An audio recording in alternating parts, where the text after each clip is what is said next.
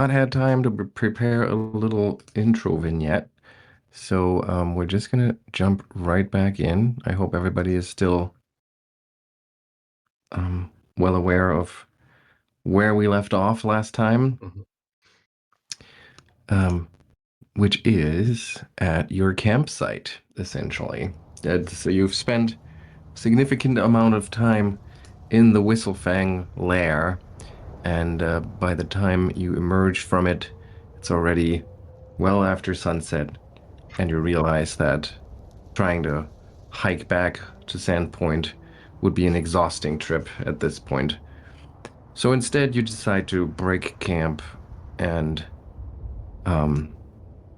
rest right here, right next to this strange gaping hole in the middle of the Devil's Platter. Who's gonna do watch duty, or how are you organizing your campsite? I could take the first watch. Yeah, we can just take turns. Yeah, the usual, I suppose. Do you want an order, a specific order? Yeah, why don't you tell me the order? So I would take the darkest hour. I guess that's the Okay. first one, right? Well, it's already relatively late, but if you really wanted to do the darkest, I guess that's like the midnight shift, basically. Yep. So you would take second shift. Okay. Well, Toren then will probably take the first one. He probably wouldn't like it to wake up in the middle of the night to interrupt the healthy 8 hours of rest. Right. I mean, you don't have to sleep for 8 hours. The 8 hours of resting mean like non-strenuous activity with a decent amount of sleep, but you don't have to be sleeping for 8 hours straight to get your benefits. This is a fantasy game, but that's stretching the fantasy too far. I mean, 8 hours of sleep. Seriously. Yes, exactly. Not in this economy. Quillip can go after that. Okay. And then who's the last one who basically wakes the rest up in the morning? I guess me. Okay. Sevro. All right. You set up camp. Do you even have like proper supplies, or is it going to be a pretty rough and tumble makeshift situation where you try to find a soft spot on the ground? Quillip does have a bedroll on him. Mm-hmm. At least he's set. Well, Toren doesn't, but he he probably will be fine going rough and tumble here. Yeah, sleeping under the stars could be worse. Okay, so it's only Quillip who's somewhat prepared. Yeah, Sevro's not. Okay. So, I mean, you are lucky in the sense that there's no rain, hardly even any clouds, but it does cool down significantly overnight. So it's a little chilly, and I mean, it's not like it's actually dangerous to you, but definitely one of the more uncomfortable nights that you've spent outside, especially with the adventuring day in your bones. Quillip, you've rolled out your bedroll in a corner, and at least you have a little more comfortable spot to lie down on. But still, it's chilly, and you have a little bit of a hard time falling asleep. But trusting that your companions will keep you all safe, you decide to rest. About a few hours in, I think this is probably still through the first shift, but you realize like the howling winds that just whips across the Devil's Platter as somewhat, or sorry, it's really, my head is really not there today. You hear these sounds every now and then, and at first you're thinking that it is the howling wind that whips across the Devil's Platter, but you soon realize that some of those sounds actually come from deep below. from within the foggy depths of the pit. And it's these sort of like random sounds. Every now and then there's like a crumbling sound as if like earth is shifting. Sometimes you hear like scraping sounds as if like big claws scraping over stone. Or you hear an occasional low rumble as if some kind of animal lets out a little roar, but nothing too concerning. It definitely keeps the person who is on watch duty on edge, but there's no threat or anything. Drava, during your shift shortly after midnight, you've also heard plenty of these sounds at this point.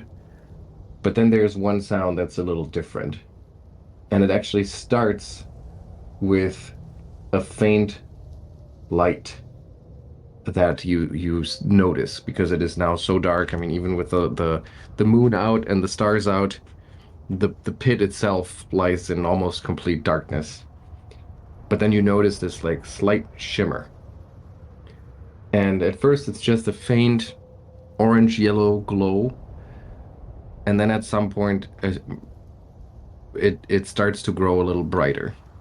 And you can see it from, your guarding position. I would assume you're like perched on top of one of those big rocks that line the pit to have a nice elevated position.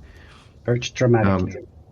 Yes, like outlined against the moonlit night. Your silhouette can be seen perched on top of it. What do you do? Um, the light is coming from inside the pit, Mm-hmm, mm-hmm.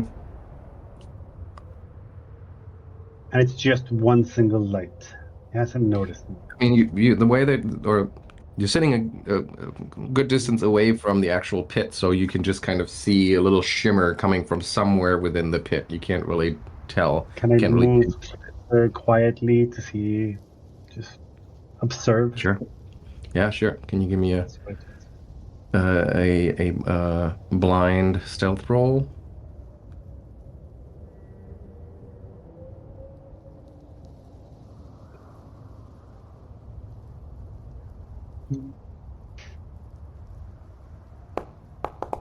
Okay. So you carefully step towards the edge of the pit, and at least you don't wake up your companions as you quietly move.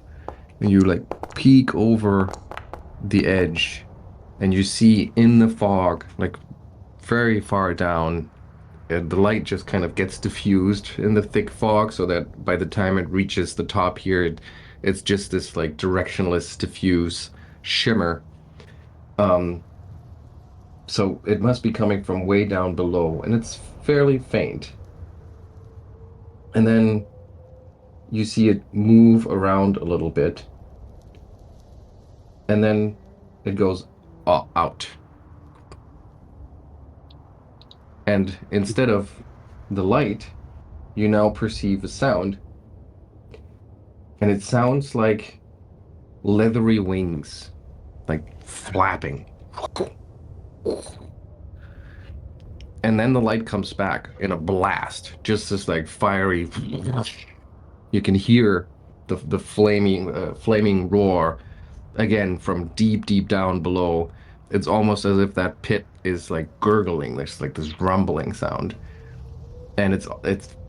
I mean, for lack of a better way to describe it, it's almost like a small fireball went off at the bottom of the pit, and then you hear nothing except for coyotes howling way I in the was distance. going to wake whoever was next on the shift, but I think I wake everyone up quietly, like, something's down there. Wings, fire, that Sandpoint devil. What? Wake up, wake up! I think it's coming out or stretching its wings or something. Down there, you see? You hear? What? Shh, keep it down.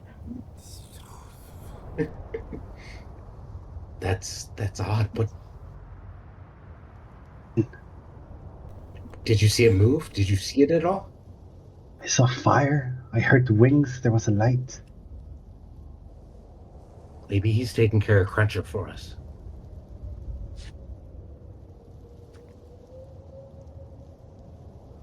No, I think it was coming from further below. Oh, So, like, we'll get him in the morning. Just go to sleep.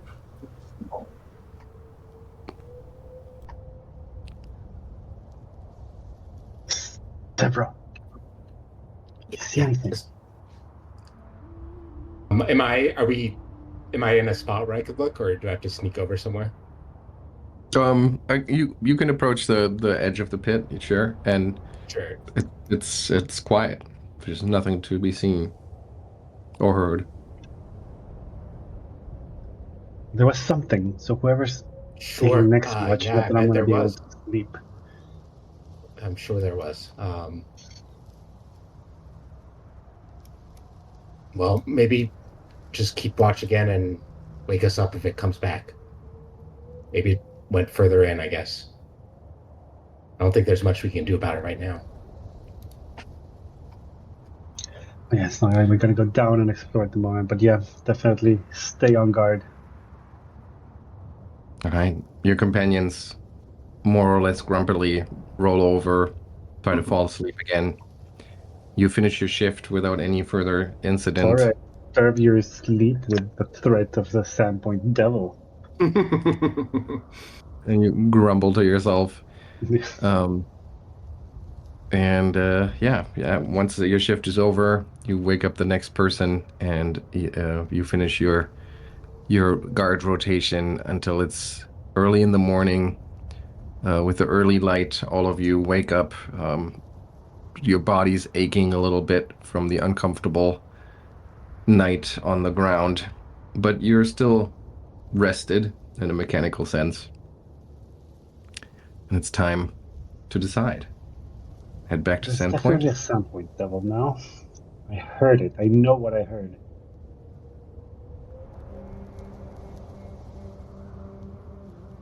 But do we go back down? I think so. I mean, I need to get this lingering burn checked out, but I could probably explore at least one more day. Quillip, would you happen to have another one of those potions that you've been working on? We probably can just like spend 20 minutes or something, and Quillip Yeah, should be able to catch up that would everyone. help. Yeah, that would help. Do you want us to roll for it, Simon, or can we just say like 1 hour is enough to deal with the remaining injuries? Yeah, I think that's fine. We'll spend an hour here.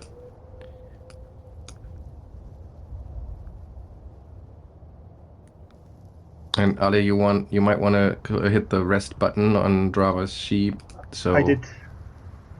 oh, you did? I didn't Yep, see I got that. 10 hit points. 10 hit points restored, and I am well rested. Okay. I don't know how it Oh, calculates it, but all right. So, what do? Head back to Sandpoint or back into the pit? back into the pit. Yeah. Yeah, I suppose. How do I heal with Quillip's help? You can just put yourself to full. Oh, okay, thank you. All right. So you climb back into the pit, back over the edge, down those rickety ladders, and towards the Whistlefang lair. Let me activate the scene.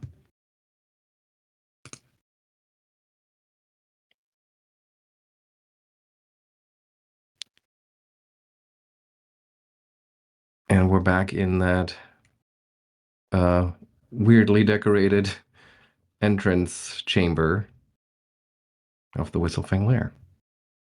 What do? Should we ask? What's his name? Just lost it. Punch. Yeah. if he knows where Rip Nugget is hidden. We still have to find him, and I hope it's not that room with the spider webs. So there's Yeah, I have a one feeling more they're room gonna that we go in haven't there. found. All right, we can go ask him. Who wants to be the diplomatic one? Well, I mean, I think I don't see why he wouldn't answer that question for us. We committed genocide for him. Yeah, he doesn't seem super thrilled about that. No.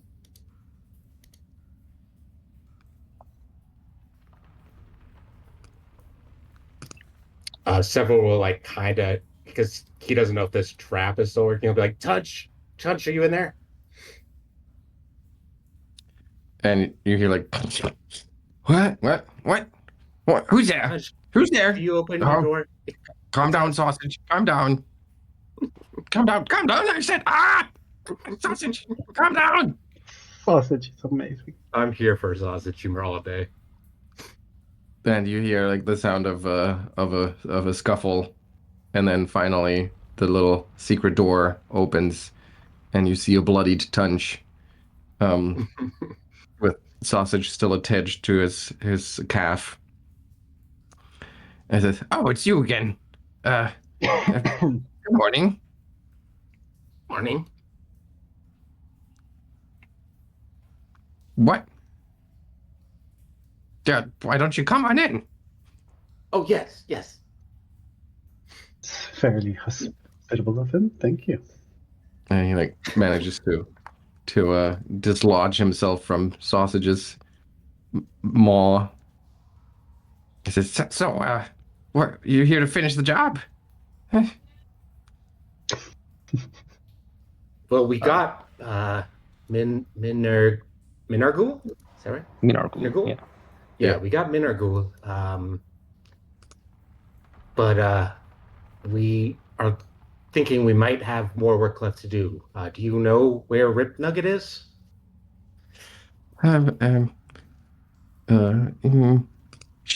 Was it? Yeah, well, I think so. I'm not entirely sure, to be honest, where exactly he is, but I can tell you where he went. That would be really helpful. And he describes to you in his goblin ways that there's a secret door behind the throne, in the throne room, on the wall just behind the throne. I remember it as if it was yesterday. He came in, he burned our chieftain to a crisp, and then he just strode right past all of us, opened the wall, and went right through. And the wall swallowed them, closed behind him, and we haven't seen him since. I hope who knows? Maybe he's not even on this level anymore. So we have to go through Cruncher again.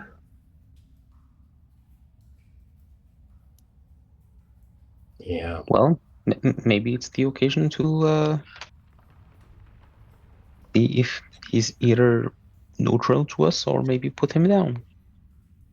I mean, it's fairly wounded, and you did throw that snack at him with all the, what was it? Goblin guts and goblin fruit.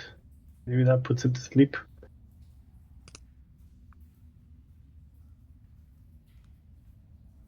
Yeah, the cake with the with the belladonna. Mm. Maybe that worked. So before we go, Trunch, last night I heard something coming from the pit. Sound of flapping, leathery wings beating. Something that seemed like fire. Do you know anything about that? Yeah, yeah. I mean, that's the Sandpoint Devil. Do you know what level the Sandpoint Devil is, and what was it doing? I mean, I don't know. It's somewhere down below. That's I mean, Minagul was doing her best to try to lure him up here, and but I don't think he's ever interested in doing that. But sometimes we can see We can see his fiery blasts way down below. Why did you want to lure him up here? Well, it's she thought that, she's her smoke-mouthed father. She's got a really, really, really weird fixation on the thing. It's independent from them. Interesting.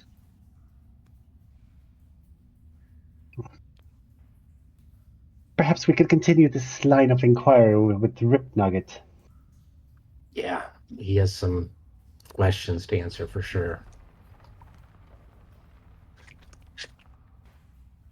Shall we then? Let's go. Well, indeed. Let's mentally prepare. Do you guys want to go through this door? I think it's shorter, maybe. Well, I guess We just go straight in. because we have to get to the back of the room. Yeah.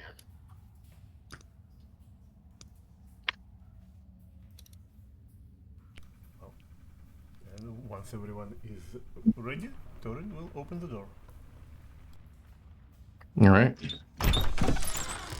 You open the door, and you see the throne room still in the disastrous state that you've last seen it in. There are also more signs of Cruncher having made its rounds. More of the bodies look like somebody had nibbled on them here and there. And you see Cruncher once again kind of curled up next to the throne. And he raises his head as you open the door, his lizard eyes like locating you and then fixing on you. But he looks weakened. Maybe it's the fruitcake that you fed him, but he like slowly pulls himself up. Doesn't even fully stand up. You can see him just be in a pretty rough shape, both from the tough fight that you've put up, but also he just looks like weakened and sickened.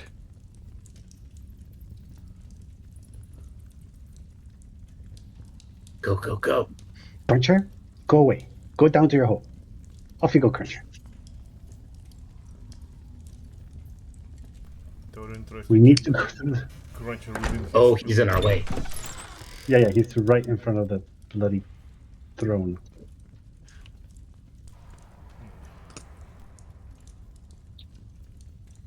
I mean, I guess we could try to go around the throne to the other side and just be like, Cruncher, no.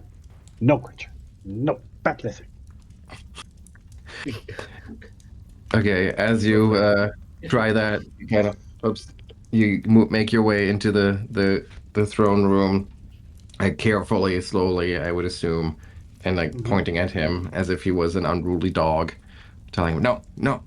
And at first, he's like slightly confused every time you go no, no. He flinches slightly, but as you come up actually close, there's like the life kind of comes back for him, and he fully gets up on all fours, and still weakened, still sickened, of course, but he does feel threatened or territorial, clearly, and is going to defend his new domain.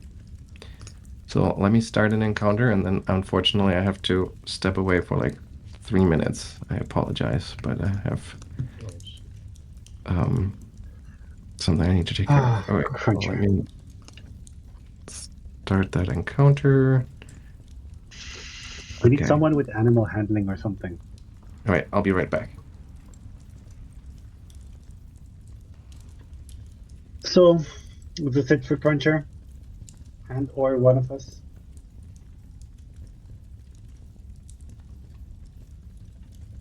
Anthony's not here. We could feed Ketra. Apparently, Cruncher's developed a taste for Ketra anyway, so.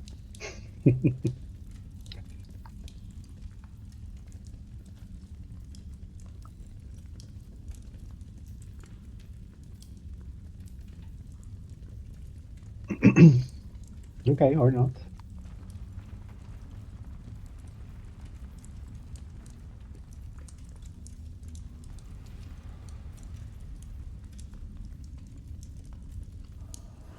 Second.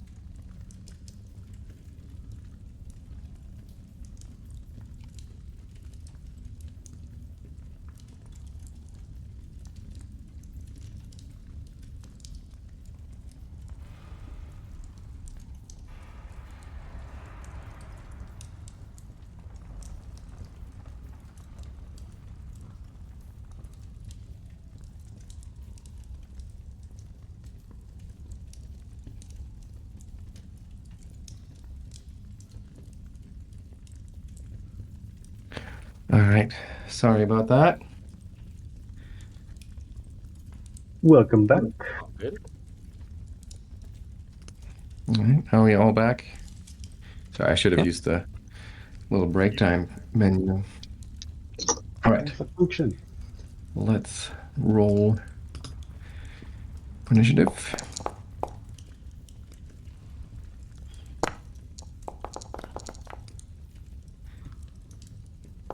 And Bum, bum, bum, ba-da, ba-da, Okay. ba-da, ba-da, bum, bum. all right. Yeah, so Cruncher slowly and clearly, somewhat reluctantly, but driven by his instincts, gets ready to defend his domain. Sevro, it's your turn. Severo was already thinking he was going to kill this thing. um, so he will. Um, he'll do a slashing gust at it because it looks pretty weak.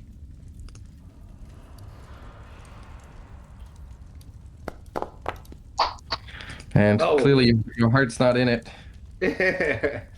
as you miss the giant beast by a mile. And I'll scooch over here. And that'll be my turn. My turn.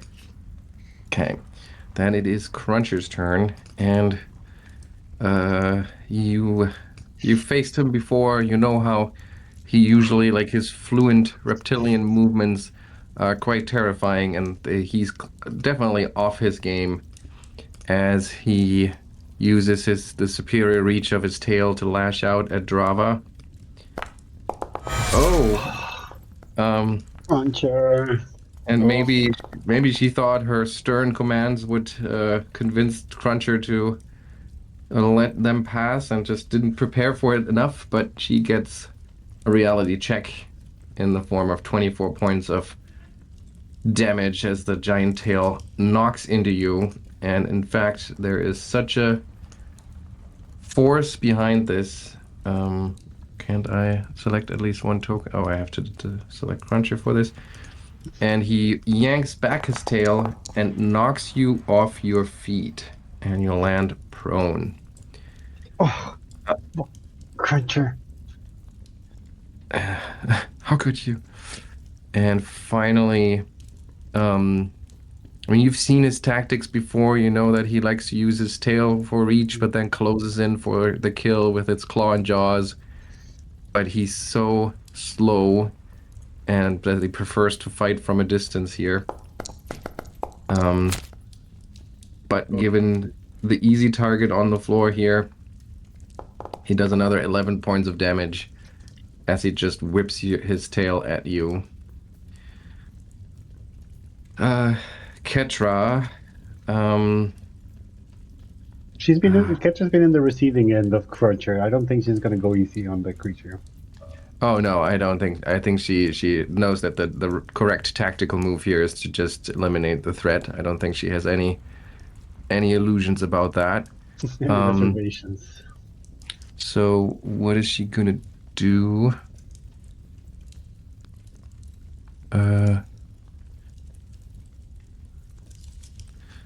There we go. So I think she's gonna move in. 1, 2, 3, 4. Yeah, so she's gonna move in close and then use a setup strike. Where she's gonna target Cruncher and try to hit him. Come on, where's the attacks? Here they are. Using a cold iron rapier. She strikes him for 7 points of damage. And that successful strike makes Cruncher off guard against the next attack from any of you. Toren, will you be the one? Okay, well, let's see. So, thankfully, Cruncher didn't try to whack Ketra with his tail, so Toren will assume it is safe to approach. So, with light movements, he will skip across the the battlefield, and once he is close, will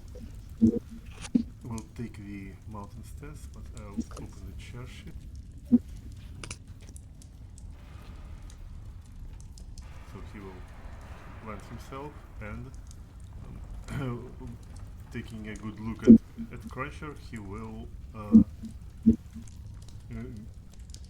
gruffly say, like, and now, go to sleep.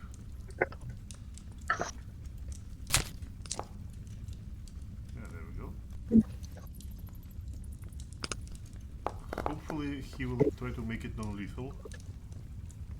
And it doesn't matter. No, Yeah, it's yeah. You punch him square in the face, but it still doesn't knock him out. Oh, wait a second. I should have.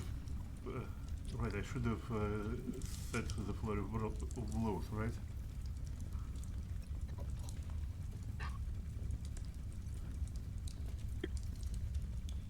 So, if you allow me, I'll just take another swing. Sure. Yeah. I mean, it doesn't actually change the attack or whatever. So. Oh, well, it's a miss, so no. Okay. All right.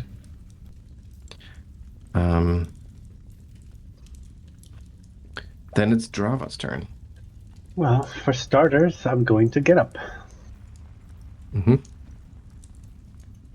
And I am going to try and demoralize it. Because that's worked out. Oh, that's worked out so well before.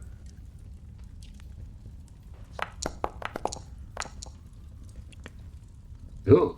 I get up and I do this like the dramatic like wiping the blood off my chin thing and staring at it with my dissonant eyes. And for my third action, I will raise my lamp and exploit vulnerability. Oh, you still have that active from last time. Oh, right. So I didn't need to do that. I could have rung my bell when it attacked me. I'm so dumb. Forgot I have the new implement. Mm-hmm. Well, can I take a... No, for my third action, I'm going to draw my sword. Okay. All right. Yeah. So as you berate Cruncher, you can see him flinch again. His weakened state apparently, making it particularly easy to frighten him. And Quillip, it's your turn. Okay, Quillip is going to stride a little bit closer, and then he is going to prepare a bomb there and toss it at the Cruncher.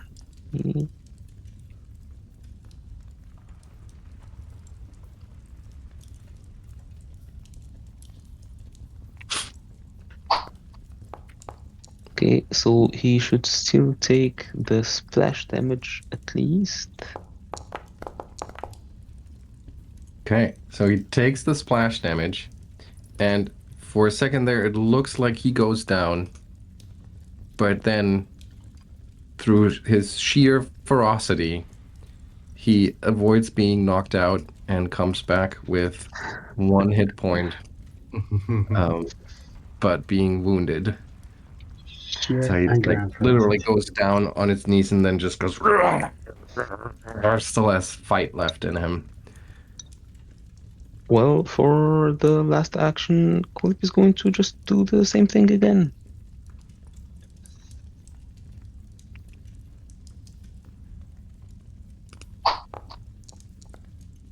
And again, splash damage only.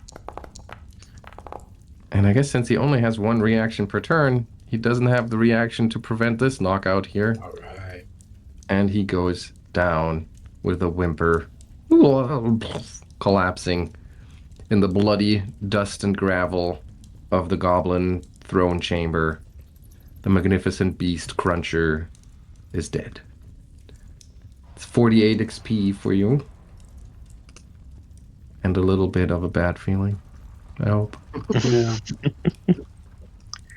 I mean, if killing a whole tribe of goblins didn't get us Exactly. that feeling, Yeah. Well, goblins are goblins, you know. It's kind of like when the villain kills a dog, it's like now you really hate him. Well, I mean, Ah, yeah. Oh, I'm not doing so well. But Cruncher. I mean, it's unfortunate, but we've extended him every possible courtesy, so That we did. let me look at those wounds. Yeah, it was the tail again. Like just where you'd patched me up before. Barely giving time for the wounds to heal and opens it right back up. if Should not Cruncher want- is not too heavy, Toren will try to push him off the ledge into his lair. You try to push him off the ledge? Yeah, yes. I mean, he's large. He's very, very big. So that's significant. I would like collect a fang and a claw and a scale. Okay. Do you have any particular skill or ability that would let you do that? Or is it I have a knife, just a straight up survival? I guess. Straight up survival. All right. Can it be not occultism, right? No. Can I ask actual someone to do part- that for me, actually? Yes. Would any of you assist me in carving out a piece of this creature, just for research purposes for later? I would be much obliged if you could provide me with a claw, a fang, and a scale. One of the three, but would be more than enough. Is anyone trained in survival? It's not really my bag. Toren is trained in survival, so he can punch a fang out of it, I guess. Ketra's good at punching teeth out of people. Whoa. There you go. Yeah, you Yes, dude. managed to extract one of the creature's fangs or incisors. And I'll make a nice pendant out of it. Thank you. And then Torin, you try to push it back into the pit. Yeah. Can you push 700 pounds? Let's see.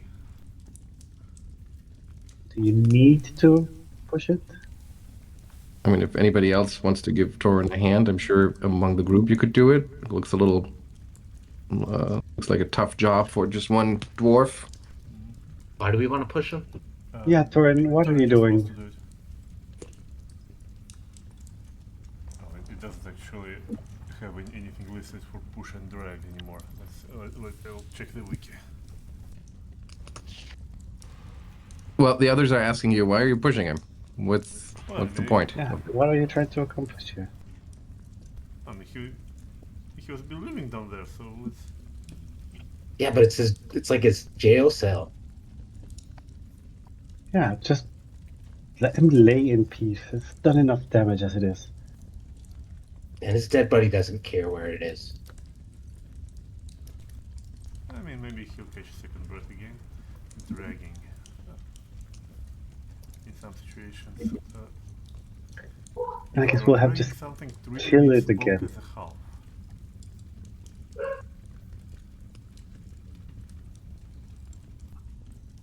Well, the others are still trying to ask you why you're doing this. Well, never mind. If Toren doesn't really have a particularly good reason, because he thinks it's better to just push him off the ledge, so he won't have to look at his dead eyes feeling regret. Oh. After you punch his tooth out. Yes. I mean, that's why he feels regret.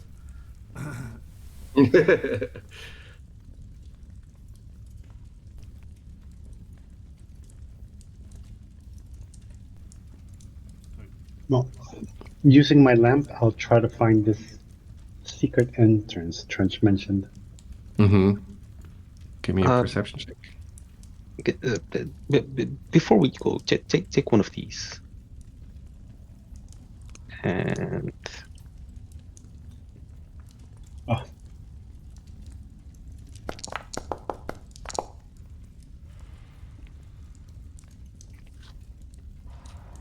Thank you very much. You've really improved on this formula, I have to say.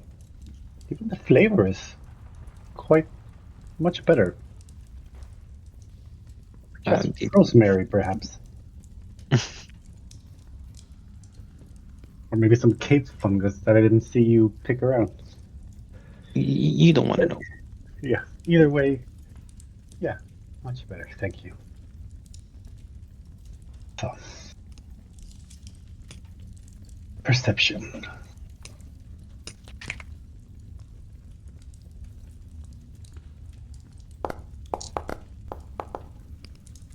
So apparently, if large creatures are bulk 12 and dragging a creature halves the bulk, so it will be bulk 6, and Toren's max bulk is 14, so I think he actually potentially could have pushed Cruncher away by himself. Sure, it's a significant effort, but Well, you but probably like eventually if would other have. guys start asking, then he will not do it. Okay. And I should get a Drava, +1 to perception with the lantern for me and my okay. allies. Yeah. You inspect the wall, and you're starting to think that maybe Tunch was not telling you the truth or not properly remembering, but you don't see any signs of a secret door or a mechanism. Several will come help look. Somewhere. Oh, nice. Let's Oh, see. cool animation.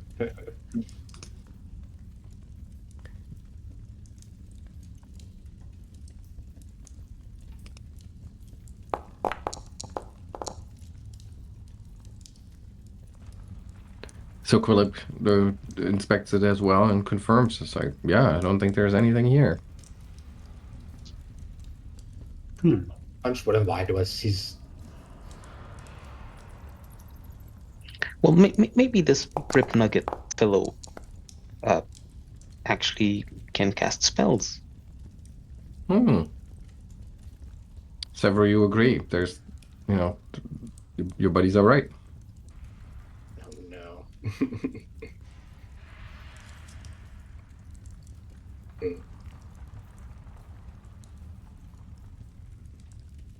Okay, well, maybe we just go back and say, Tunch, where is it? No, maybe there's something down here. In the pit Did he where say where behind the Cruncher throne? is. Is there a way to go back up if we go down?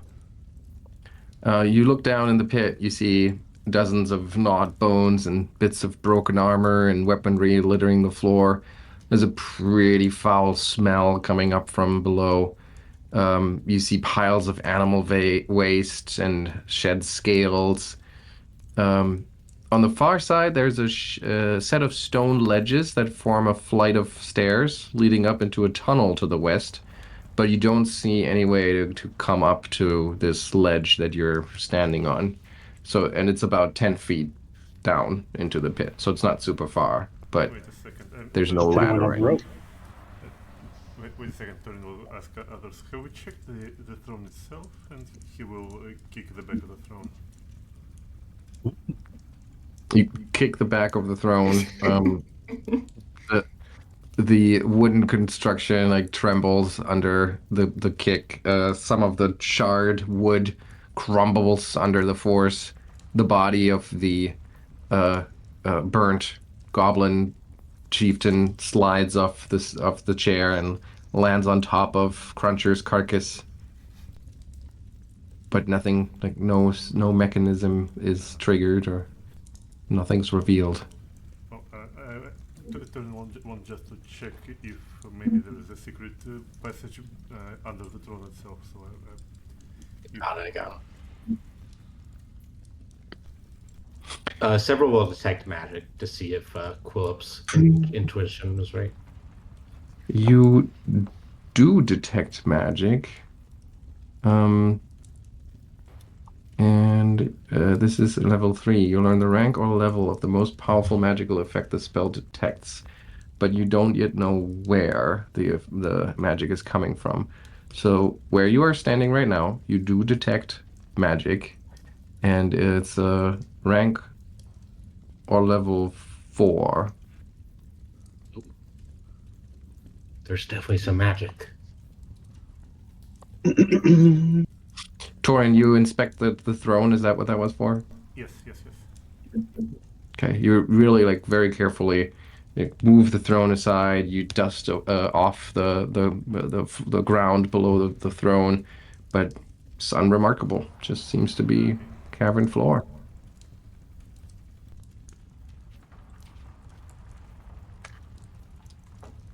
Then he will let others inspect the wall. So everything within the aura of my lantern, is magically lit with bright light regardless of cover.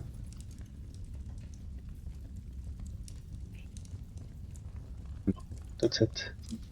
+1 visual perception to notice anything within the aura. Ketra, you were part of the mafia. Come look for a secret door over here.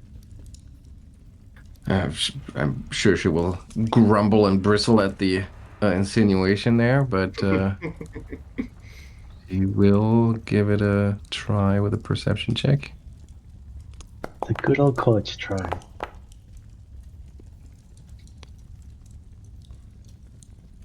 And she growls and grumbles as she like looks at each one of you in turn and then reaches out, grabs something on the wall, and like lets her fingers run down the edge of it, and she reveals a seam that runs top to bottom, and she feels around it some more, and she outlines what is clearly a secret door that was somewhat well hidden, but you all rolled terribly. And then the only one who rolled higher than 5 was Toren, but he was looking at the throne.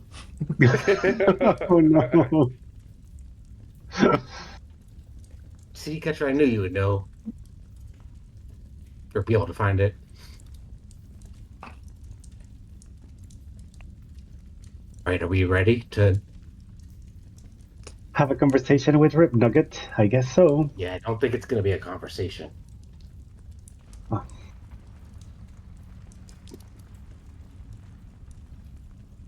Let's do it then. Ketra, will you do the honors and pull the lever?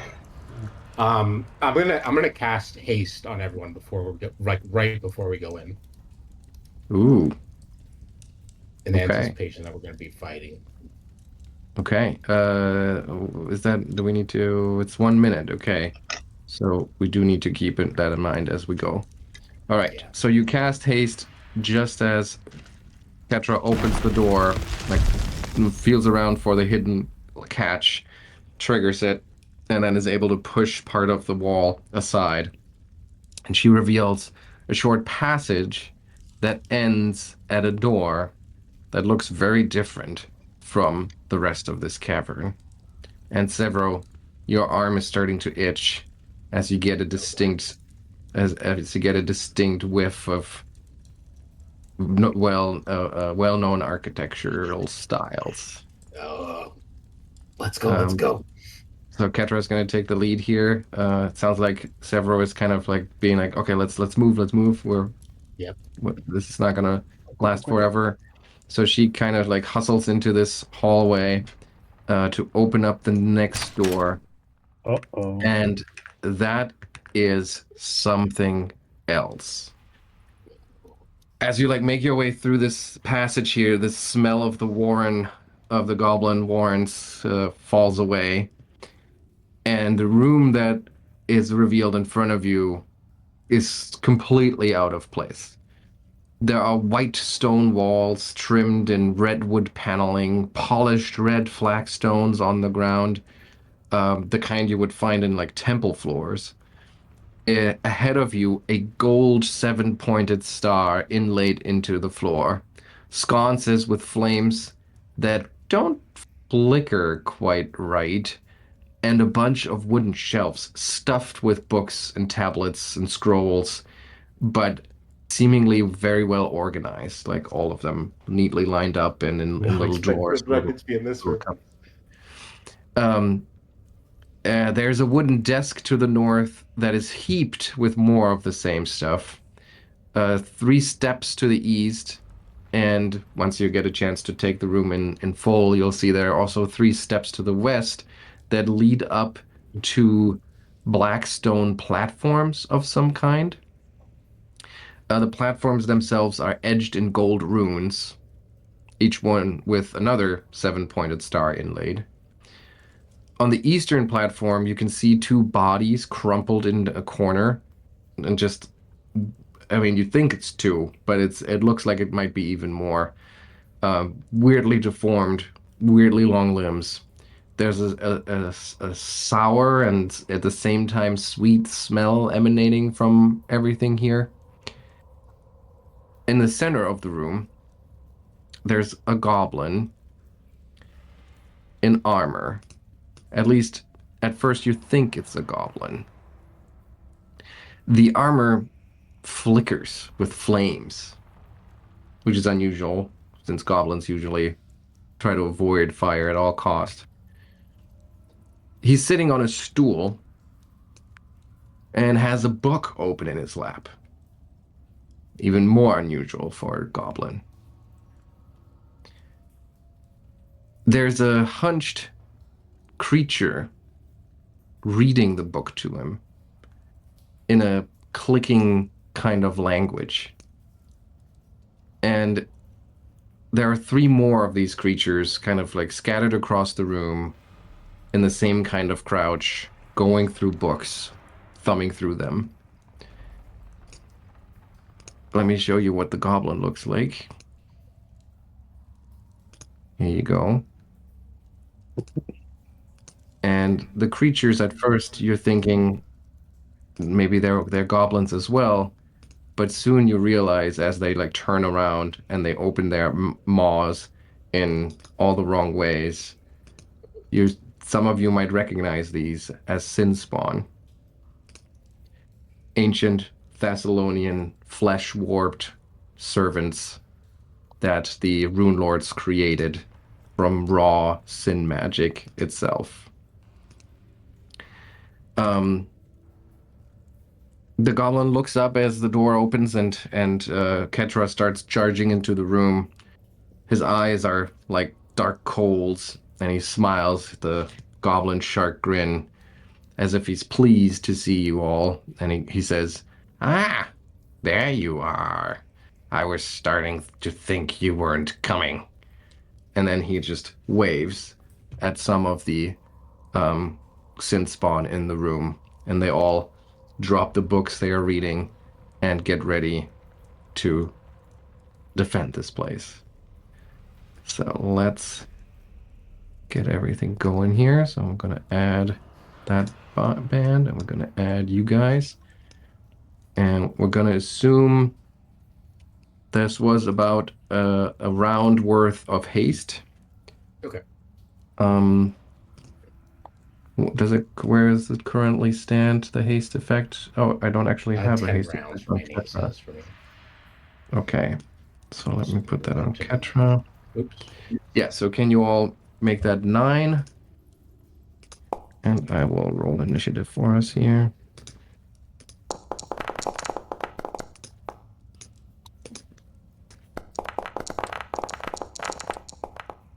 Okay, and we begin.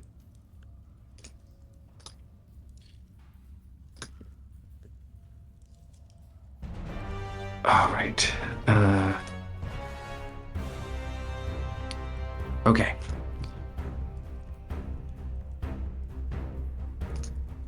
Let's see. The Sinspawn are unarmed. They're not carrying weapons, but they're certainly terrifying. And their maws, their sharp teeth, and their sharp claws are obviously just as effective as any weapons they might be able to carry.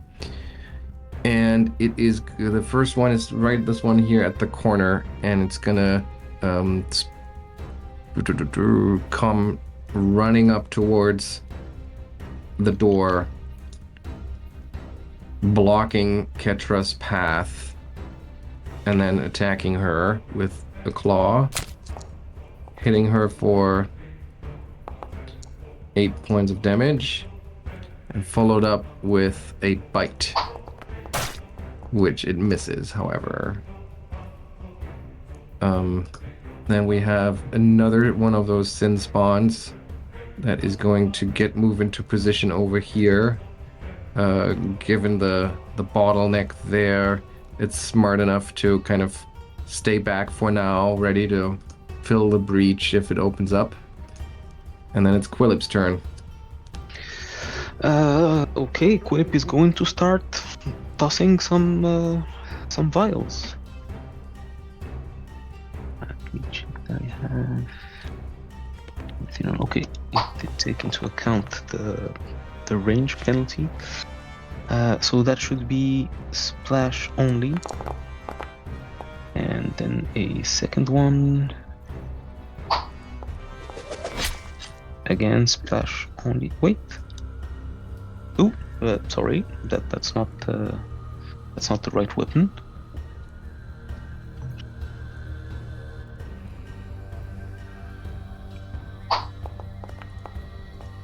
Splash only, and one more. Also splash. All right, and the acid that splashes over the sin spawn burn its skin and flesh. It lets out a stomach-wrenching scream. Its long tongue lolling around as it is clearly in pain from the acid, so very much effective. Sevro, as you see what's going on here, you're trying to focus on the battle in front of you, but that little itch that you were feeling as soon as you started making your way into this passage is starting to turn into a painful feeling as if your entire arm is on fire. I mean, not literal fire, but it feels like the runes are screaming. It's like everything in this room knows you, but you have no idea why. You don't know any of this. Yeah. I mean, I get the gist that it's Thessalonian, though, right? Obviously. Yes, absolutely. Yeah. You recognize the Sahedron and everything, but it's beyond but that. It is clearly connected to whatever scarred you way back when. So it doesn't affect you mechanically, but feel free to work that into your roleplay.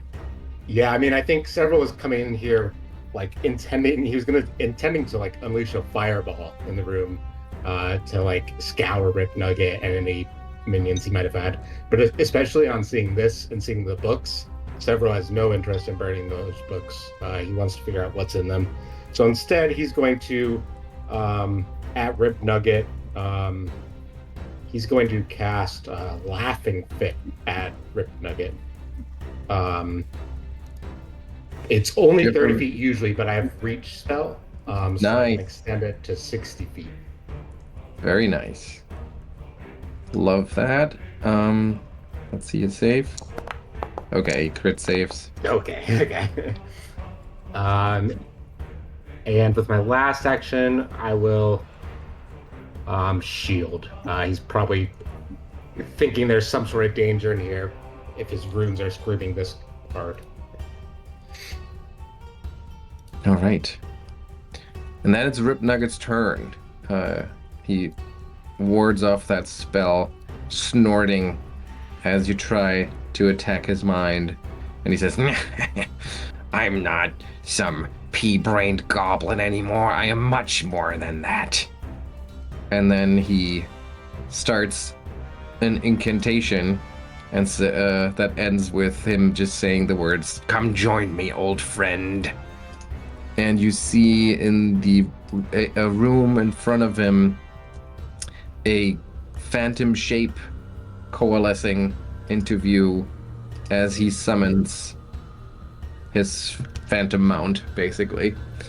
So it's a phantom gecko, and he says, "Get him, Stickfoot." and the gecko starts running towards the hallway here. Let me see where he goes exactly. Tip, tip, tip, tip, tip, tip, tip. And climbs right up the wall. So he's about 5 feet up the wall. And ready to strike at anyone who comes into the room. That's Rip Nugget's whole turn. More of the Thessalonian creatures come shambling towards the entry here, setting up a kill zone. Toren, your turn. Well, the question here is, I'm mentally prepared to tumble through one of these creatures, but if I actually do it right now, I will be putting myself in a very bad position. Yeah.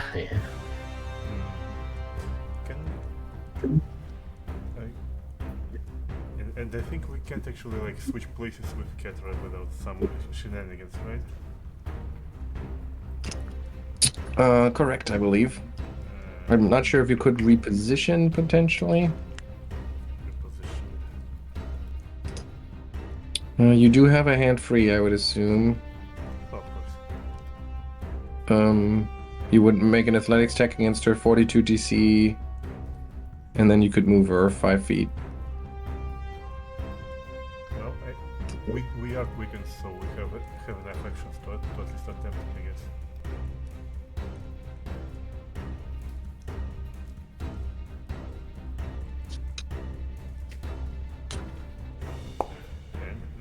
And success.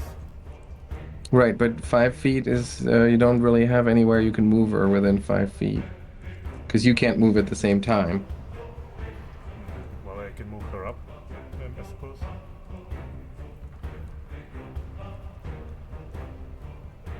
You're all just kind of like bunched up in there.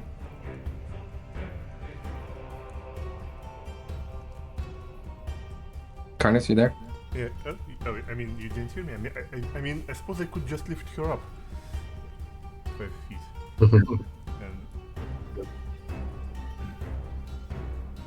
And then what?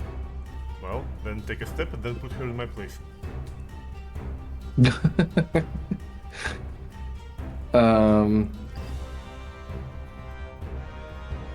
Okay, so for 2 actions, basically, I'm gonna say that's okay. So for 2 actions, you switch positions here. Okay. So, now it's mountain stance.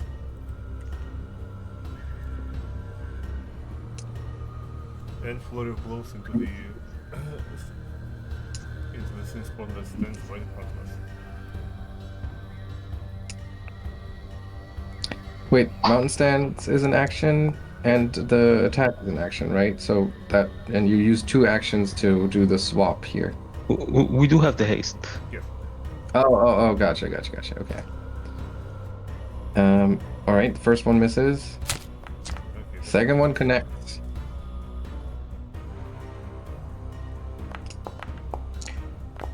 Okay, you punch that strange creature straight in the weirdly disconnected jaw, and it needs to make its fortitude save here, which it succeeds at. Okay. Yeah, that'd be. All right. Another one of the sin spawn moves into position in the back of the room. Drava, your turn. We are not in a good position to fight, are we? Like, this is... Even though we were hasted, it was like they were waiting for us, blocking the entrance. Like, we should get out of here. I will try and demoralize this one.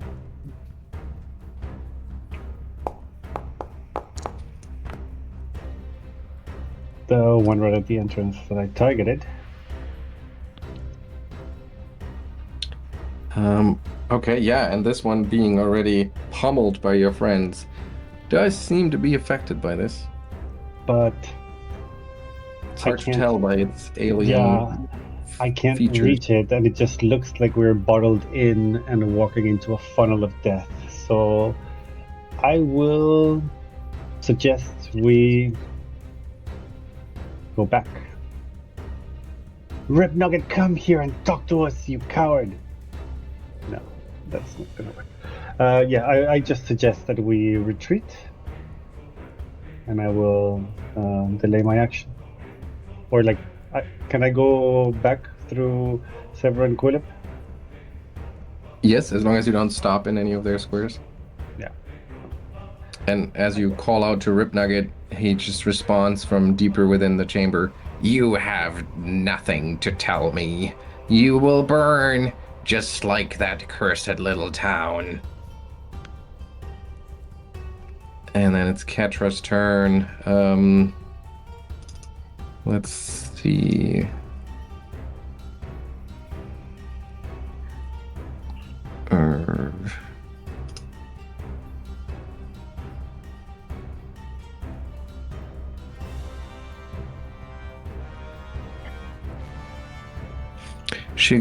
She's gonna call her Passages of Lines tactic, which gives Toren and her the chance to swap.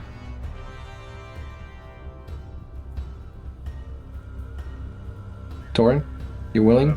I mean, we just did that, so like. Does she want to go to the front line? Yeah. She wants to punch that thing. Okay. All right. And because she knows that this is the choke point, and she needs to make room for everyone else to go through here. So she's gonna, with her second action, she's gonna use a setup strike as she brings her cold iron rapier forward, hits the thing, and does, a humble 2 points of damage. And then, but that is a successful attack, which means that it is now off guard against the next attack that one of your allies attempts against it before the start of your turn. Okay, does that mean that it doesn't apply for her own attacks, I guess? That's weird. Or no, she's probably counts as her own ally. So then she follows up with another stab.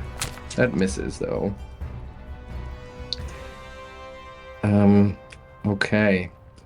Now, it's the Greed Spawn's turn, and it's going to target her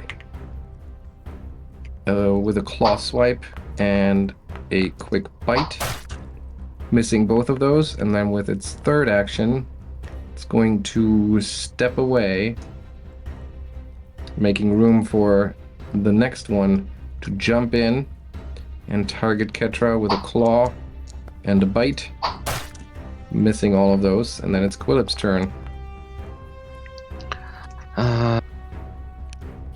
Quillip is a little confused. Are we pulling out? Are we holding the choke point? Well, since Ketra seems to be holding okay, he is going to move a little closer to have an easier shot, and he's going to toss some more vials.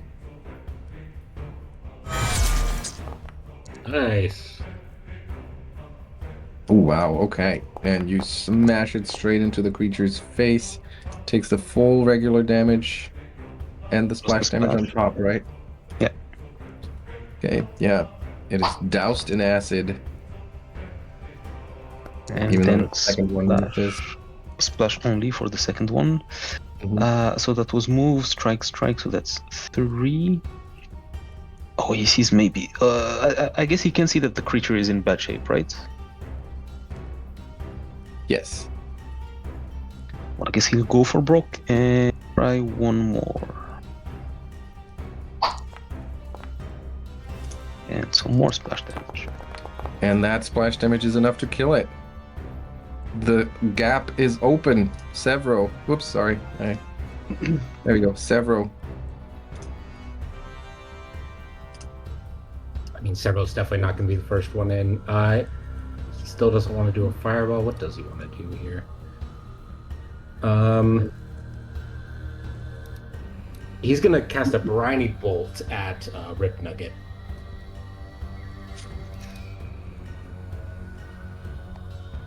Oops, sorry. Okay. From where you stand, do you have a line of effect here? You just need to see him, right? This is not I a can't see him. line. You can't see him. Well, it you is a can or you rollable. cannot? I can see him, but Right, but it's not like a line or anything. But it is a ranged spell attack. Well, all spells need line of effect. Okay. But I think you barely have it, so you're good. okay. Awesome. And you blast him with your briny bolt for 11 points of damage, and he says, "Ah, Blinded just for 1 round. crash." Oh no, that's critical. So, sorry. Yeah, regular. Oh no, it's What's still next? blinded for 1 round actually. Regular success. Oh yeah.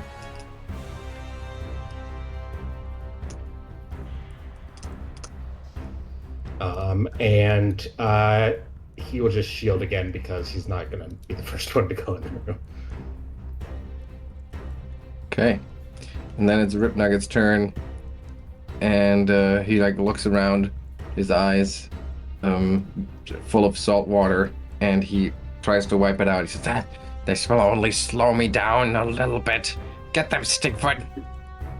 And then Stickfoot squeezes in through the door here, running along the ceiling. So at this point, it's 10 feet high. And it is going to go for the spellcaster here, or the what looks like a spellcaster, I guess. And try to bite Sevro coming down from the ceiling. Managing Wait, I to do snap shield. at you. I don't know why the effect's not on. I thought I put it on. Oh, okay. So thankfully, your shield actually Yeah. was up at the right moment. And nope, it only has 2 actions, so it can't do that with the last one. Okay. Technically, I think Ripnugget's blindness persists until Sevro's next turn, so I'll just have to think of that. Well, if he does an action to get rid of it, I think it goes away. Oh, did it say that? Yeah. It's been an inactive. So okay, so he did that. 1 to command the animal, 1 to this, and then with a third action, he's going to take a few more steps forward. Says, "See, and as he moves forward, you feel, or at least Ketra, there's like a shadow that lays itself over Ketra's face as he comes walking towards her, and she says, "Something's not right about this thing. It's clearly not a goblin." And it's the next Sin Spawn's turn here that will jump into the fray, targeting Ketra and trying to wipe her with a claw, striking her for 10 points of damage. Not Sevro, of course. And a quick bite attempt. Ooh, that is also a hit. And here we take 5 damage for Ketra, but she also has to do a save, which she succeeds at. Still, it's like you see, as I've said, there's this shadow that settles on her face, and then she just kind of like shakes her head in a way that makes you feel like she's trying to fight off some intrusive thoughts of some kinds, and it essentially makes her sickened as she says, "No, get out of my head, no!" Toren, your turn. Well, I'm not going to try to position her against the ceiling.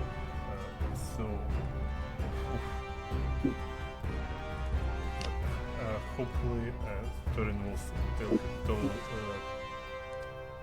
Ketra to, well, just put me back in there again, and until then, and we will open the gate.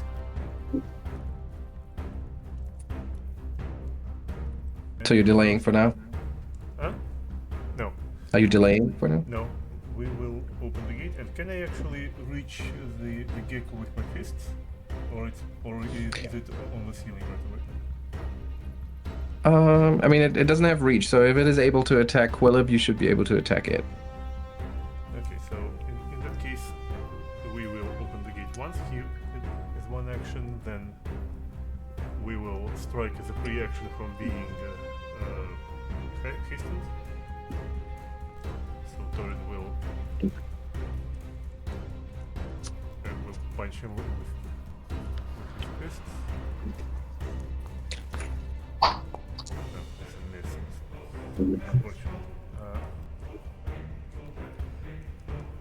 Then we'll use one of our kinetic blasts on the Sandpoint. I'm counting those penalties, and it looks like it was somewhat of a poor decisions because I'm not gonna miss anything, not going to hit anything anymore. I have one more action left, and I will try to use it as a flurry of blows on the gecko. And that would be at -10 both of them.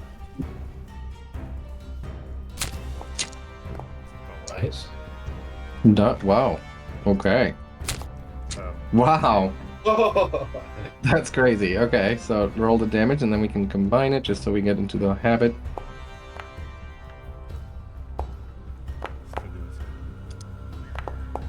Alright, and it takes 12 points of damage.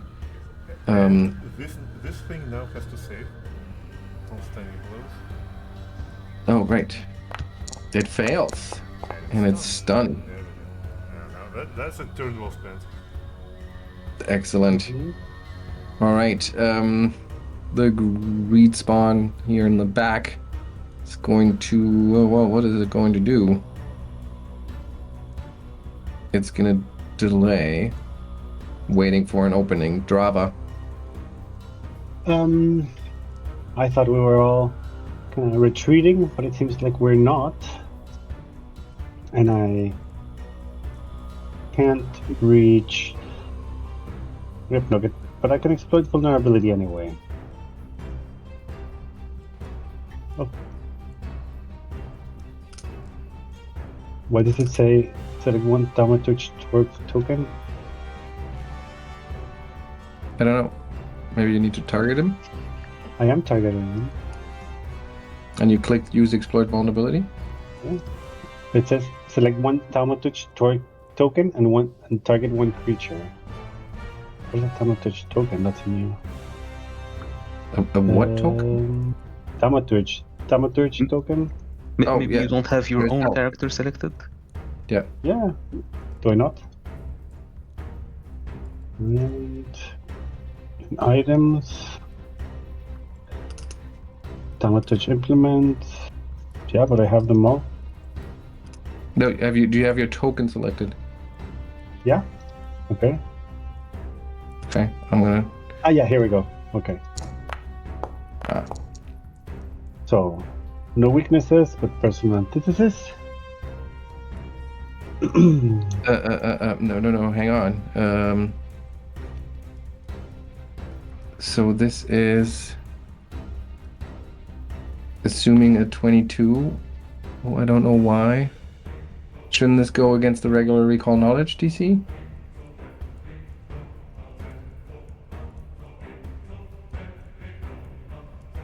Nale? No, it's esoteric. Standard DC, yeah. DC Appreciate recall an knowledge. attempt an esoteric lore check against the standard DC for its level. Okay, I guess that kind of goes... I don't know. I don't really understand how that is calculated, but we're okay. I mean, I can't do anything about it, but I can kind of peek into its psyche. Right. But, and you do know a little bit here, right? So it's, you recall an important fact about the creature, learning its highest weakness or one of its highest weaknesses if it has multiple, but not its other weaknesses, resistance, or immunities. You can exploit either the creature's mortal weakness or personal antithesis. Okay.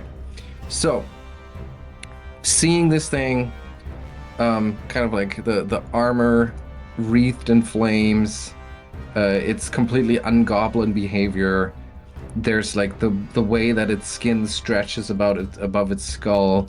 You realize that this thing is undead. And also seeing Ketra's behavior as he walks closer. So it's an undead with some sort of aura. and you're starting to piece together that the mighty Ripnugget, the goblin leader that was spearheading the raid on Sandpoint those 17 years or so ago, has returned as a grave knight. And a grave knight being an undead warrior that's granted his unlife by a cursed suit of armor. That's the important fact you know about the creature. He doesn't have any weaknesses, so you just have to use the personal antithesis. Mhm. That's an interesting fact. I mean, we knew it shouldn't be alive. It died 17 years ago, but now we know a bit more. Okay, so the next step is to try and demoralize it. And it's too far. Oh, well, there's no way I can get closer, right?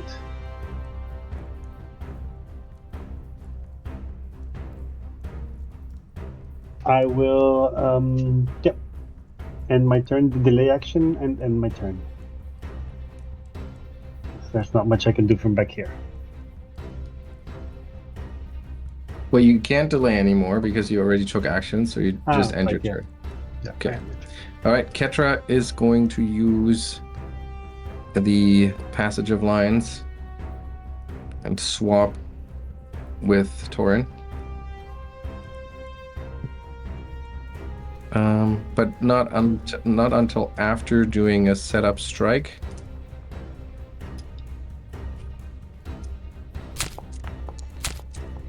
Hitting the Sandpoint for 5 points of damage, and in the process making it off guard.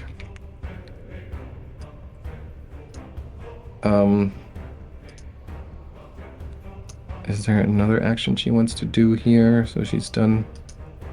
So she has 2 actions left, so she's going to use the strike hard Thank you. Nope. tactic. Will do. As I understand, the switching doesn't take the reaction, so we can actually hit this guy. Correct. Ooh, yeah. Always works. It always works. It, oh. It's Ketra is just a pro. Oh, Right. And I have critical specialization now, so that fortitude save also that should work. Okay, so first the one for being stunned, and it is stunned, No, and then it's not stunned. It's not a flurry of What? blows. but why is it saying it then? I don't know. It's probably because it's flurry of blows is click. Okay, but it failed the other one as well, so now it is slowed 1. Yeah, there you go. Nice. And that is Ketra's turn. The greed spawn lingering there is also just delaying. And then it's... No, wait. That's the wrong one. Didn't mean to bring that one back. Quillip, your turn. Quillip is going to target the critter that's skittering about. Uncomfortable by that. So he's gonna toss a violet.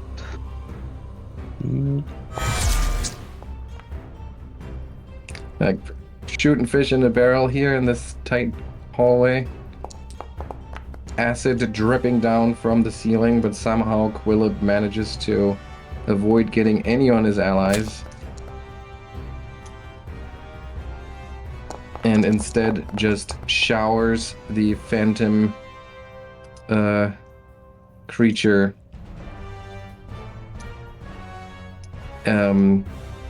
until it is whisked out of existence by that last blast of acid. Okay, then he is going to turn his attention to the sin spawn blocking the entrance. Mm-hmm. And this time no damage. And that's No. it. Vial just goes flying. Rib Nugget from the back as Stickfoot is eliminated just lets out a little raspy chuckle and he says, "Nah, he'll be back soon." Sevro, your turn.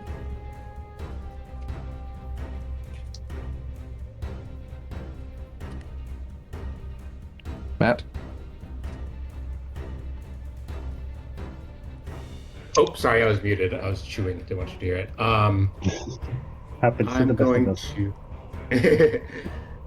I'm going to electric arc the two creatures, Rib Nugget and this ghoul right here, or not ghoul, Sin Spawn. Okay.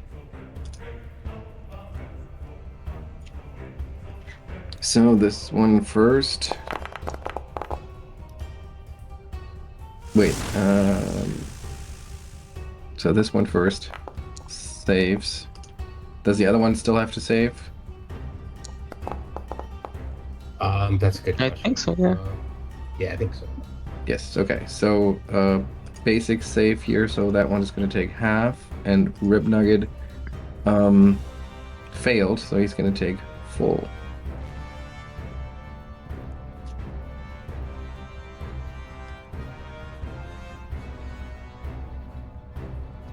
What's next? Oh, I'm sorry. Then I'll shield and that'll be my turn. Okay. Rib Nugget getting slightly shocked, but you're nothing but vermin to me. You'll only slow me down a tiny little bit. And then he yells in let's see, in a language that I'm not sure any of you understand, so let me look that up on the party here. Oh, actually, Sevro, you do understand the words that he's saying. He's talking Aklo to the Sin Spawn, and he's yelling at the one in the door, and he says, make a room. And as that Sin Spawn isn't moving fast enough because it can't immediately respond, he loses his patience, and he's like, and he doesn't even wait for the Sin Spawn to move, and instead blasts it just as well as everybody else. And he reaches out with his bony goblin hand. You can see some of the flesh already loosening from the bones, and he unleashes a cone of energy. And I'll need everyone here to Can I make ring this my reflex bell save. against that? It's the target of my exploit vulnerability makes a strike or cast a spell that would affect me or one of my allies. Mm-hmm. And I'm holding my bell implement, and the triggering creature is within 30 feet of me. What's the guess last you have word? to. Yeah, I want to reroll this for hero point. No, wait. Ale is trying to use some kind of ability, but It's called distracting. It's a spell. Is it a spell or a strike? Yep. It's a spell. I mean, it's an ability. It's neither a spell nor a strike, really. Because it only works for either a spell or a strike. It breaks the target's concentration, and the target must succeed a fortitude. For a spell, it needs to succeed a fortitude save against my DC class. Well, it's But it only unfortunate says- that's saying yeah. spell because it is not a spell, Okay. and it's not a strike, so I think it doesn't apply here. But sorry, next time. So, okay, Toren, you wanted to re-roll, so you can do that. I think I'm gonna try and reroll too. I don't know if I'm gonna this try and reroll as well. one- Oh, goddamn.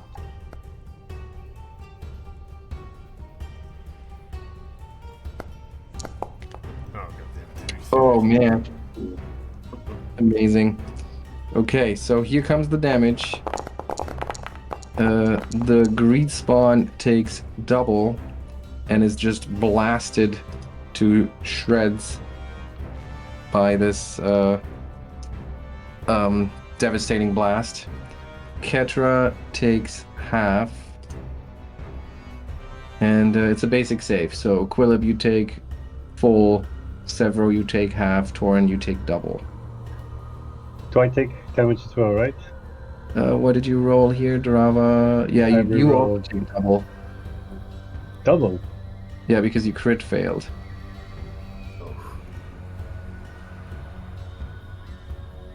A truly devastating blast that he unleashed there, and he laughs and rejoices in the brutality.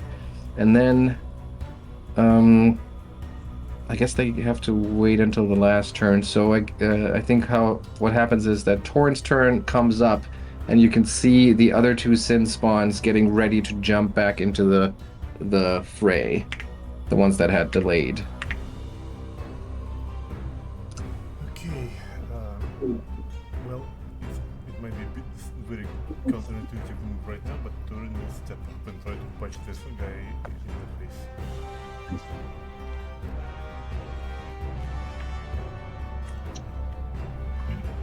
That's the way to do it. Yeah, so step up and flurry of blows into Rip Nugget.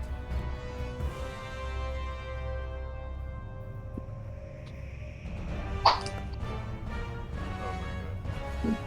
And he calls and laughs at you and says, "Yes, yes, come fight me. Well, I will Are you end you serious? quick." Like, 3 in a row, guys. You're still using non-lethal, by the way. I don't think that's intentional, but I don't think it affects your die roll. All right, is that it? No, wait a second. I stepped. That was actually just one attack from flurry of blows. Well, let's just try to splash him with a fire, I guess, with the last attack. Yeah, well, at least that's not a 1. Okay, I still have 1 movement left from haste, so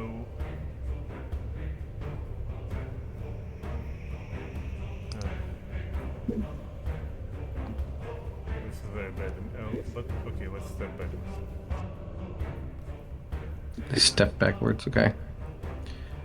You step back into the passage, and you hear behind you the clawed feet of one of the sin spawn rush towards you, and you turn around to defend yourself against its attack. Let me move this one out of the way here, because I can't get to the token. And it swipes at you with one of its claws, missing you, and then it tries to bite. Oh, and it just barely manages to sink its teeth into your arm as you try to fight it off. You take 11 points of damage, and I will need a will save from you.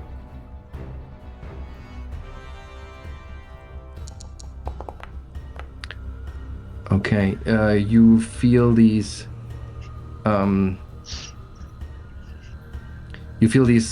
sinful thoughts shoot into your mind, which usually you're pretty good at keeping the clarity and staying focused, but for some reason all you can think of is all of those gold runes and all of those treasures that must be in the room beyond, and how you would just love to own it all. And just, it's, it might not be your normal nature to feel so greedy, but you just feel it kind of overpower you, and you actively have to work to shut it out, leaving you sickened effectively. The other sin spawn there in the back, with the passageway once again blocked off, it's going to delay. Then it's Ketra's turn. What? No, nothing. I'm down. Ketra is going to tell you to strike hard.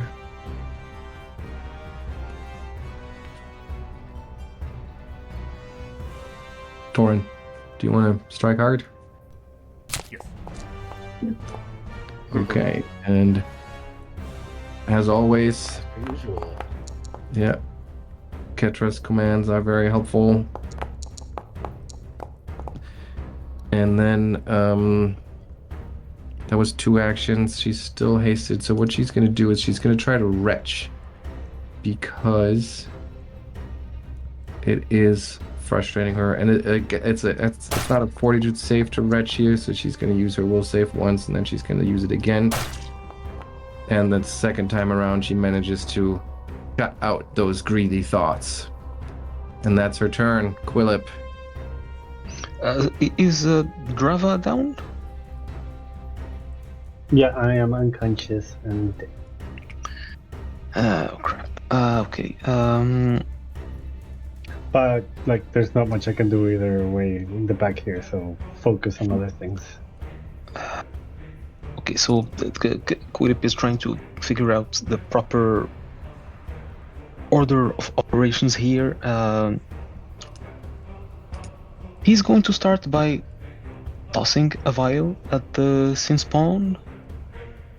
Let me count 1, 2, 3, 4. Actually, he's going to toss a vial at Rip Nugget. And on a hunch, he's gonna make it a cold vial. And this time, since there's no allies in the splash zone, he allows the splash area that should hit the sin spawn too. Okay, so this is targeting Rip Nugget with the regular damage and the splash, and then the sin spawns with just the splash? Yeah. Okay. Oh, nope, I don't know what's wrong here. I do know why. There we go. Okay. And did it look like the cold did any extra damage? It didn't look like it did any extra, but it certainly did. He flinched at it, so it definitely did some damage. Okay. Next, he is going to swap to his medical tools and try to patch up Ketra with some battle medicine. So he's going to attempt. Where is it? Treat wounds. Okay, so that's healing for Ketra, and I can put the immunity on her. Okay, and so that was 2 actions. Third action, he's going to move to the back with the hasted action he still has, and then last one, he is going to try to bandage Drava. All right.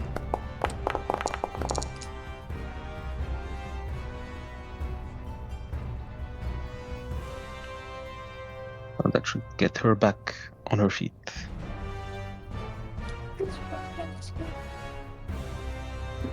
I'll be right back. I have to help out with something.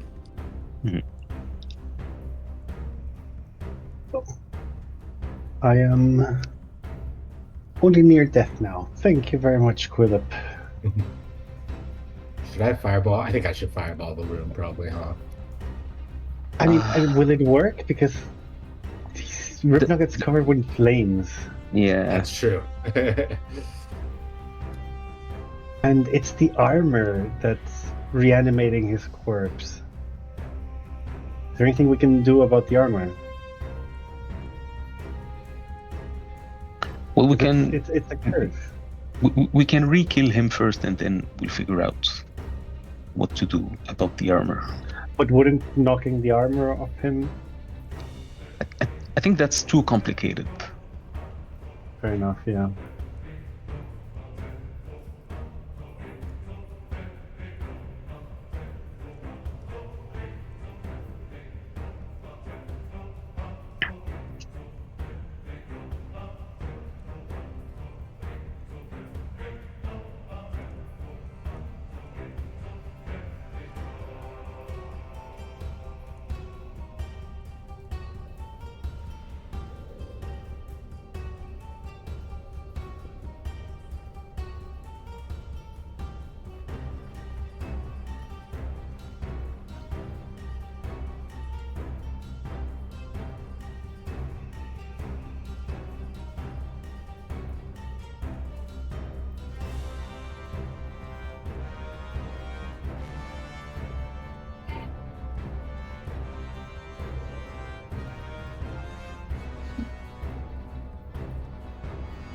Well, I don't know how we're gonna get out of this one. This whole being stuck in a funnel thing, It's not great. it's not great. We could have backed away to let them come in, but I guess I thought that's Ketra- what we were gonna do, but yeah, Ketra got a bout of bravery.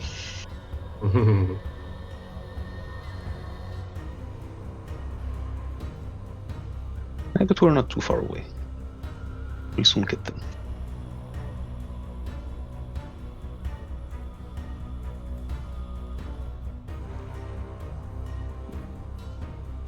I mean, because the thing is, even if you heal me, there's nothing I can do from back here.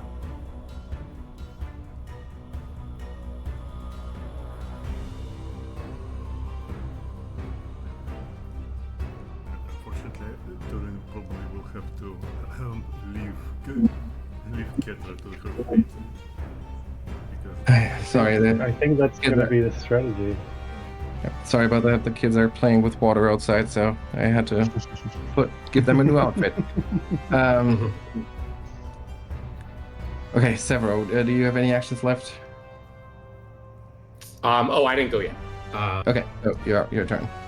I'm going to. See what I can do here. I'm gonna hit the first creature, the first sin spawn, with a hydraulic push. Mm-hmm. Nice. Full blast here. And it takes 10 points That's of damage. 5 feet. 5 feet. Does it say anything? Can you... Oh, yeah. Target takes 3d6 and is knocked back 5 feet.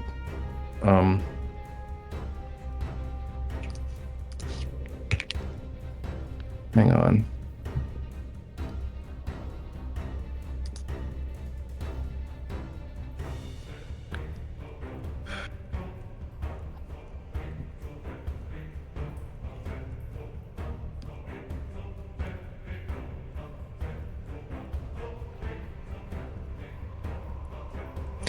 Okay, I mean, it can't go straight back, so I'm gonna say it just kind of like tumbles awkwardly into Rip Nugget, and he kind of like shoves it aside, so it ends up in that square. And I think I'll step with my last action just to give.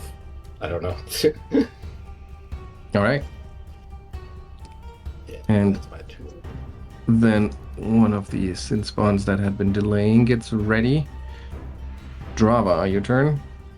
Yeah, Drava will drag her half-dead corpse to safety. There's not much she can do. There's got to be something yeah, you can she's- do. There's got to be with something 3 you hit can points, do. and from a distance, I don't have any Right. ranged You have options, no- and I have 3 hit points. I can present myself as a target. Probably not the best idea. You have no ranged options at all? Demoralize. Okay, I think I would put that on your list to find a Yeah. way get to do something. ranged. Because you haven't dealt with a flying creature yet in open space, but they definitely want to have something to do. So for at the ranged. moment, yeah, Oh. I am just a carcass, and I'm just costing turns and resources from Quillip. All right. Then it is the Sin Spawn's turn here that is jumping in to attack Toren. Claw strike. Both of those hit. Oh, I guess Toren doesn't know when you are anymore.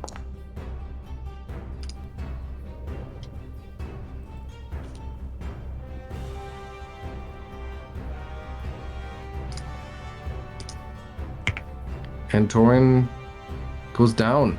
Yep. Is that right? Yep. Oh no.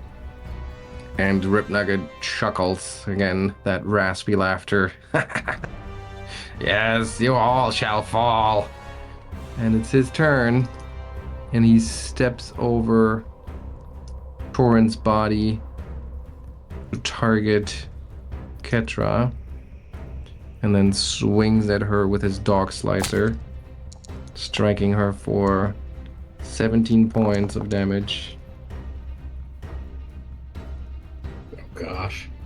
And you can see that she's bleeding profusely, way more than she should. And he follows up with another swing, striking again, and laying her down. She falls. And he's now stepping over 2 of your allies' bodies. At least he's blocking the way for the Sin Spawn to come storming in, but Quillip, this passage is looking like a death trap. What do you do? Yeah, that's bad.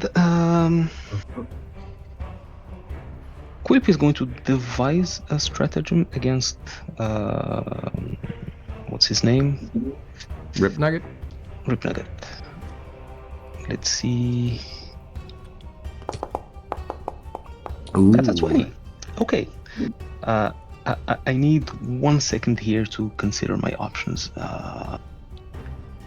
Please do. That's interesting. So you know you're going to crit, so how do you maximize that? Yeah. Fred. Okay, so Quillip is going to use that for a strike, but I should have identified before.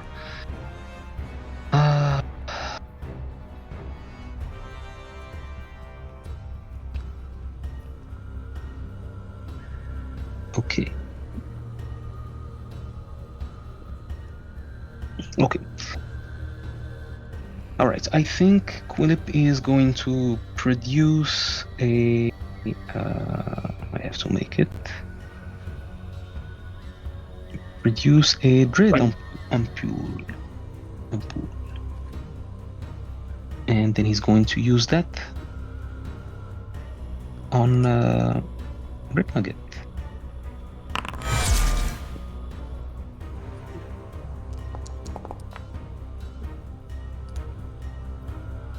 All right, you blast him with the Dread Ampule. It takes full regular damage plus splash damage, and he is frightened too, as his wait, I think I accidentally frightened Toren. As his chuckle starts to sound a little trembling, and he might not be as sure of himself as he was just moments ago. He's badly injured, but he's still putting up a fight. Badly injured, okay. So that was 2 actions.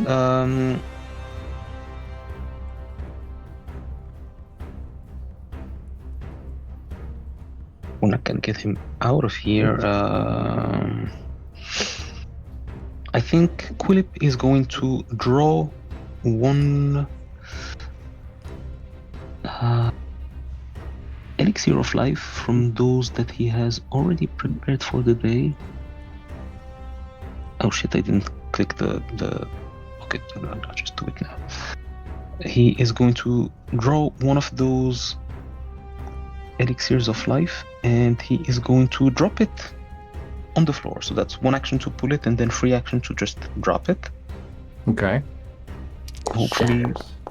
Hopefully Drava can pick it up afterwards. I mean, I already rolled the damage now, but maybe Drava can use her actions to pick it up and consume it.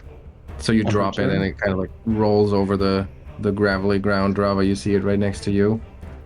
My almost cart is trying to reach for it. Yep.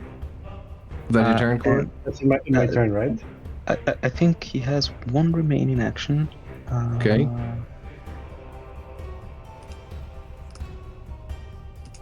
Actually can't use it to strike, right? Because haste, what does haste say?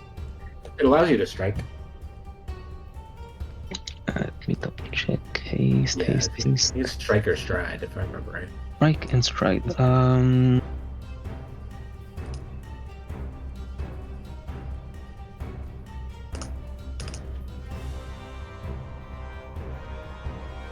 I think technically excludes an ability like Quick Bomber, right? Well, you strike.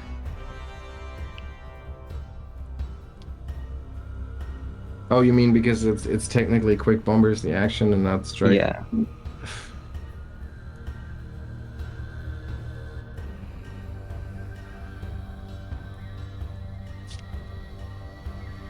I don't know. I mean, did you make any other strike or stride during this turn?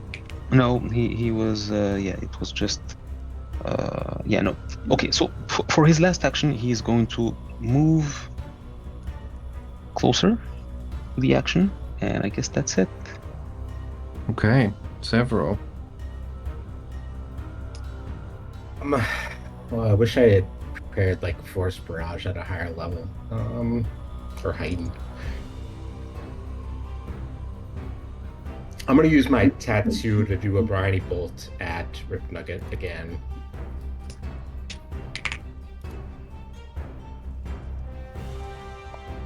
Oops. Wait, isn't heightened decided when you cast it?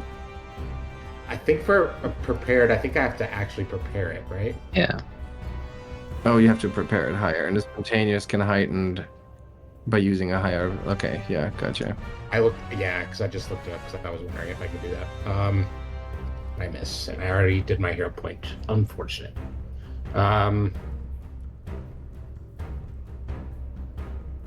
He'll shield. I mean, he doesn't want to move and let Quillip take the blow. So he'll cast shield.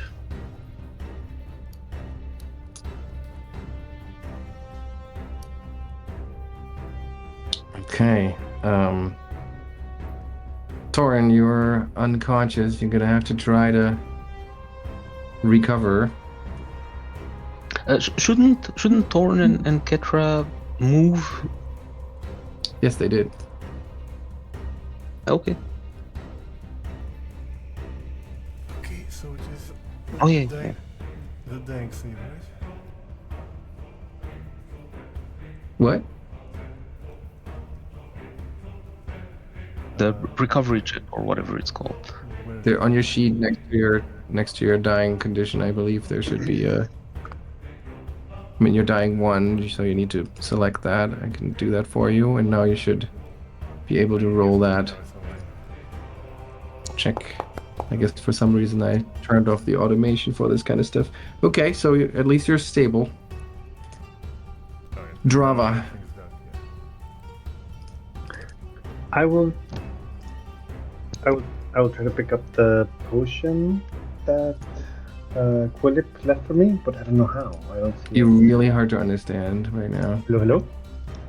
Yeah, better. I try to pick up the potion that Quillip Yep. left for me. You got it. So, there we go. And I try to move in. Let's see however way I can help. So I step closer. And I will that's 2 actions, right? Yes, and this is probably really hard to see here, but Rip Nugget is over here, standing on top of Toren's unconscious body. In front of him is Ketra, also unconscious on the ground. And then Okay. here's Sevro and here's Quillip, both of them still standing. So I'm going to try to demoralize. He is already frightened. So I can't do it again. But then, but that's a reaction because I can use my bell in case Rip Nugget casts a spell or an attack. But I can try to demoralize one other creature that I can see.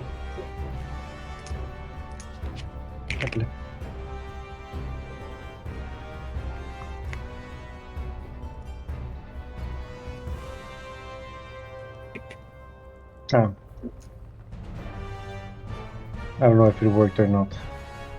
Is this really the best use of your actions? Yeah, I mean, I have ranged. My reaction is the only thing I can do with the bell, Right, and I but want to. you wanna have keep you have a vulnerable. spellcaster. You have a spellcaster and a ranged a character left standing. And Rip Nugget is about to move. I mean, we can go with it. I just want to make sure you're I just aware. maybe understand my character sheet because I really don't know what I can do. I mean, you could move and get to the front line. Oh yeah, because they're I mean, you'd be stepping on Ketra, but yeah. I'm sure she won't mind. Yeah, Does that still count as one action? So like it one was part of your one stride. action Yeah. to the potion, one action to move, Yep. and then one action strike. Yes. And you should have a fourth Sorry, action. yeah, I was not realizing that I could do that. Otherwise, I would have done that. There you go. All right. Use exploiting that vulnerability.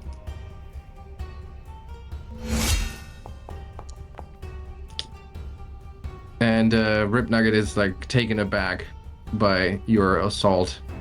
You're exploiting his weaknesses in a way that he did not see coming. You should still have a fourth action since you're hasted, so... Then let's do it one more time. And it's Nice. another hit.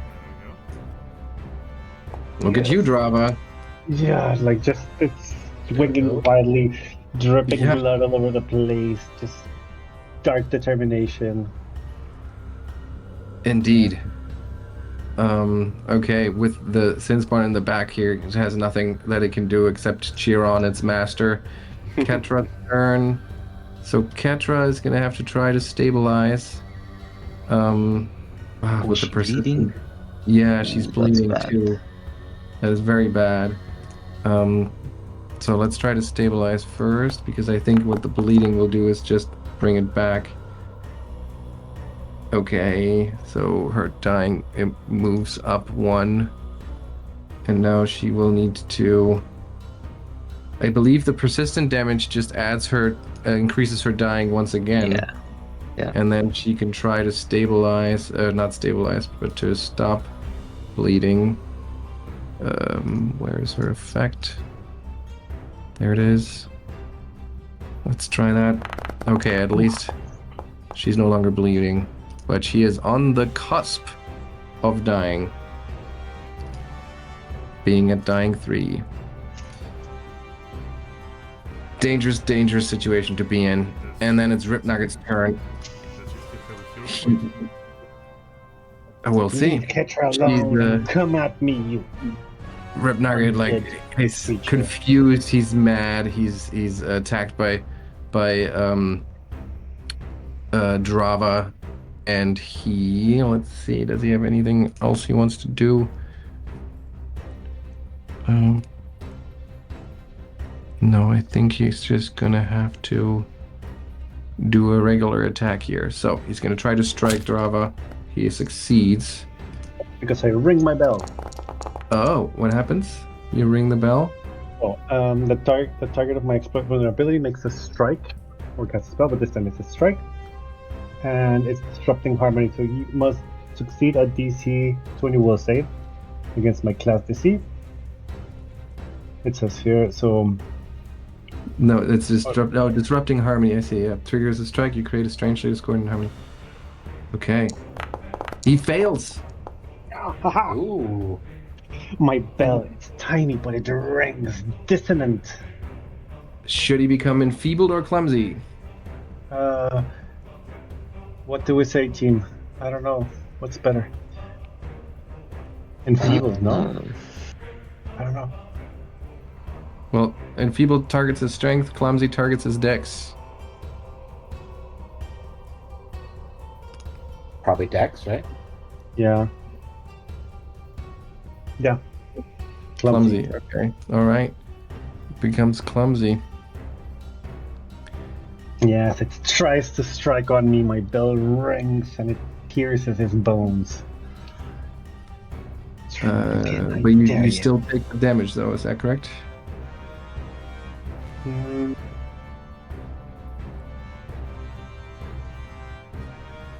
I think so. I don't Yep. know. It says nothing about preventing that damage. Oh, okay.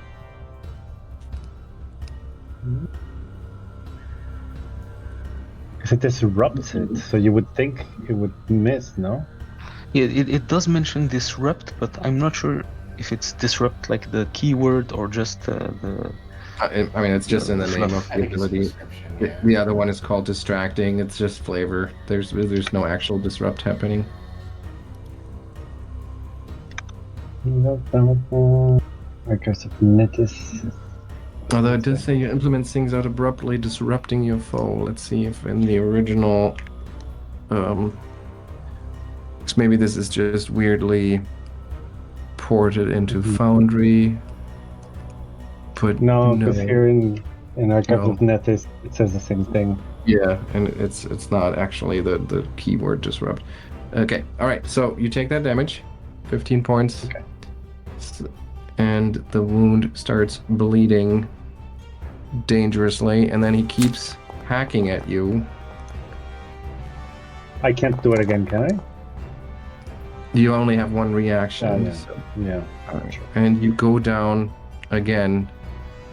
I am. And he steps forward. Another member of the party fall into his dog slicer. The sin spawns in the back. They grind their teeth and they howl and they cajole him on as he mows through your party. Quillip, what do you do?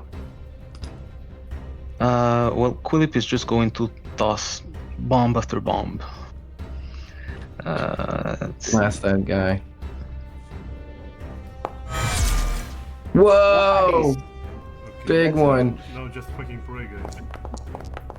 Let's go. Look at that. All right. We are Damage. so close to a Flash TPK.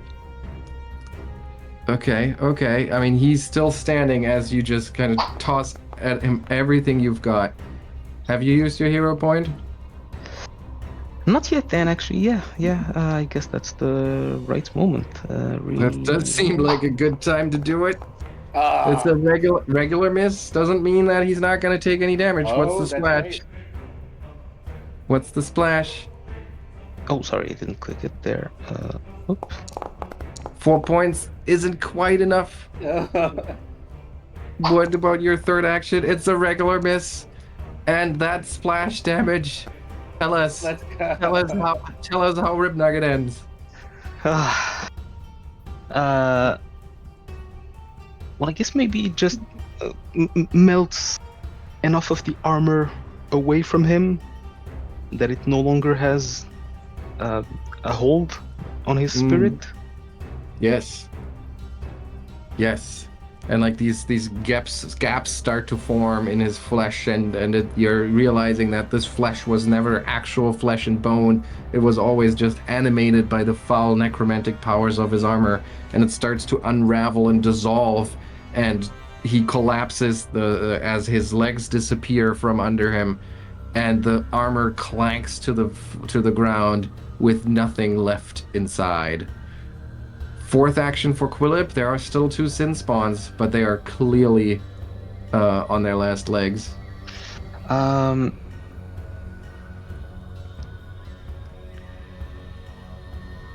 Well, Sevro is next. I think he's going to drop one more of his prepared elixir vials for Sevro to use on somebody else. I guess is that the best action?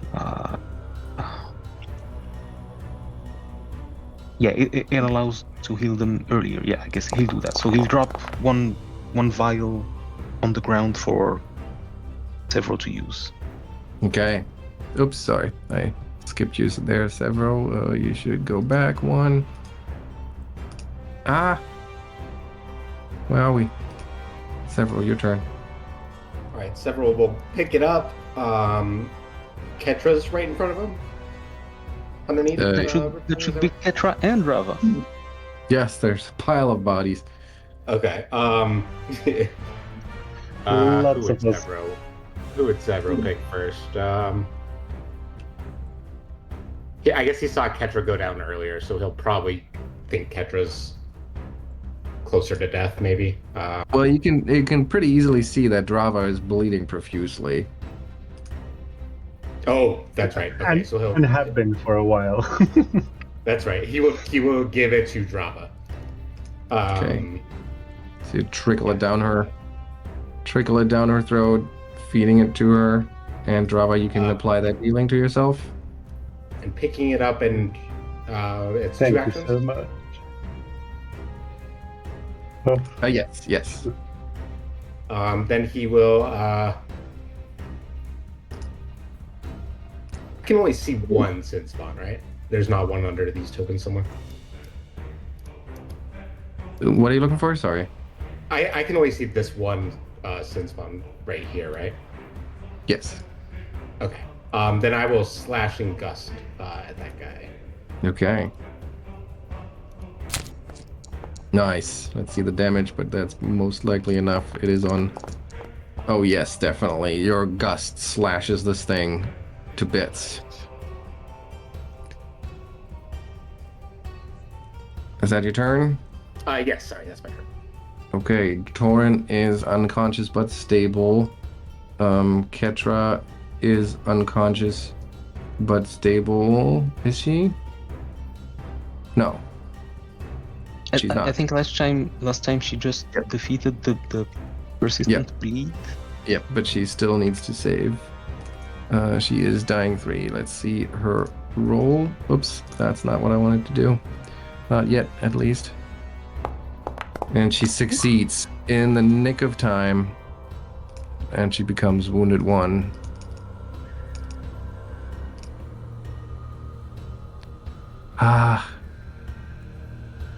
The lag is making it hard.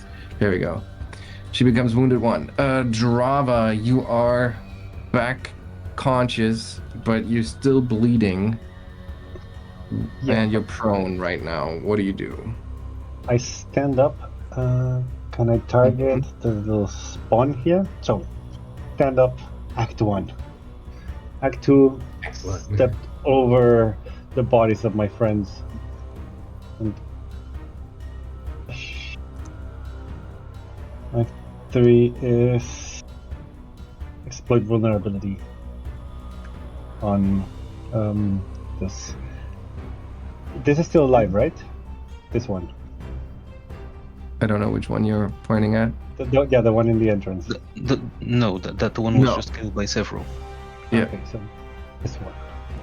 Yes, that one is still a threat. So then I will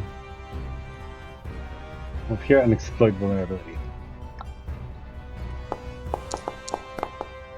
Nicely done. And yeah, you recognize it as a sin spawn. You've encountered them before, but you notice that these ones are different than the ones you're used to. And they're still clearly made in the ways of the old Thessalonian wizards, flesh warping and creating horrific creatures. There are no weaknesses you're aware of, so the personal antithesis is the way to go. Oh, and I have to make a recovery check, right? Well, first you take the damage, and then you make the recovery check. Oh no. Okay, so you continue to bleed for another round. It's whoops. very dramatic. It's super cool. It is indeed. Shouldn't the received healing help up with the persistent bleed? I think only if you are healed up to full hit points. Yeah. Yeah, they brought me a bit back to life, but the wounds are still open. Exactly. The greed spawn takes a step forward and tries to claw you.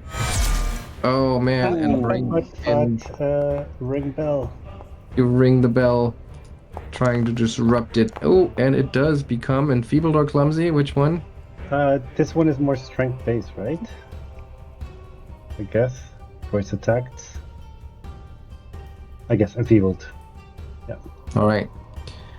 But it still brings in 14 points of damage here, sending you back. Down again. sending you back down again, and this time you start at dying 2 because you were already wounded 1 as you go down. That was the sin spawn, Quillip.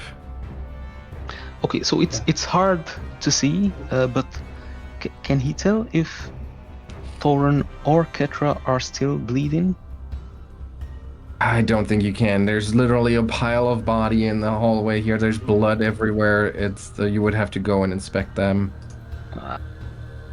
Or at least roll a skill check from where you are here to determine if they're bleeding or not. Because everybody's so brutally wounded. Okay, I guess medicine? Yeah. Okay. Okay, so you see patches of tacky blood here and there, but you don't think either of them are heavily bleeding still? Okay. So that was one action, right? Yes. Okay, and then he is going to move, or at least try to move next to Drava. So that's... okay, he can see Drava. Okay. So that's 2 actions. She is down and bleeding, right? So he is going to use 1 action to draw a blood booster and 1 action to administer it. Oops. Okay, so use just... okay, sorry. I have to pull... Where is it? Blood booster. Okay, and let me know if there is an effect applied on Drava now. Looks like it is. Yes. Wounded 1. It is blood booster. I can see it. Okay, Ah, yeah. that should help with the bleeding. And I think that's all for actions for Quillip. Okay, Sevro. Okay, Sevro's gonna try and take this thing down so it doesn't kill us, and I will use Force Barrage with all 3 actions. So Nice.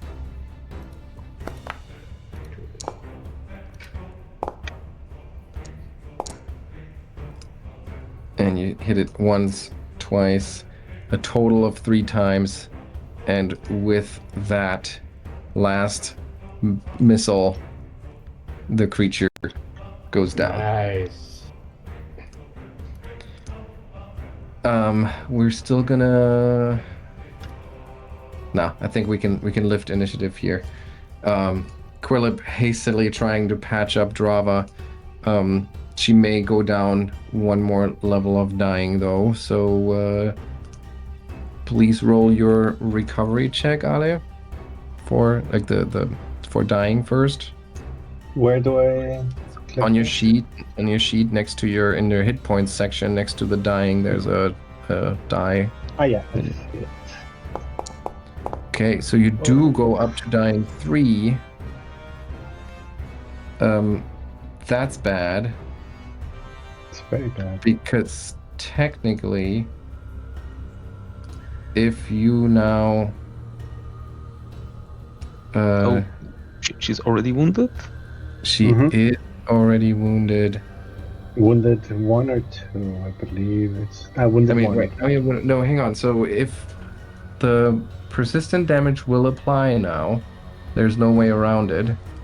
No, hold on. So you can roll because what Quillip gave gives resistance against the persistent damage. So it might come out to 0. Okay. But just to clarify the stakes for Drava, if she takes any damage from the bleeding, her dying goes up to 4. Lights out. And she is permanently dead because she has no more hero points to spend.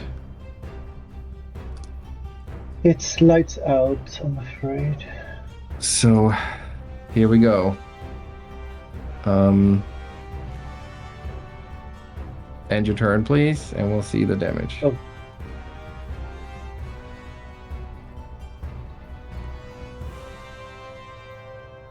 Oh, it's not her turn, I guess. Yeah, my because turn we're ended. Yeah, we're not on initiative anymore, I think. Oh, right, right, right. No, we are still in initiative, but you're right. I Okay. kind of need to skip ahead to you first. Or sorry, we should play this out. So Sevro spent 3 actions for the Force Barrage, but you still have 1 action left because you're quickened. What do you want to do with that 4th action?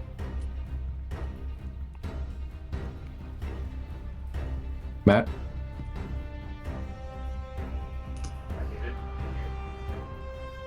We can hear you far away. Did you move your microphone? Can you hear me now? Yes. Okay, weird. I was trying to say I'll cast heal on Drava, but I don't think I could do anything. I think you can only there's nothing I can stride. do here, right? Yeah. So, I'll just send my turn. Okay. Toren is still unconscious. So is Ketra. Hold on. Wait, yeah. Hold.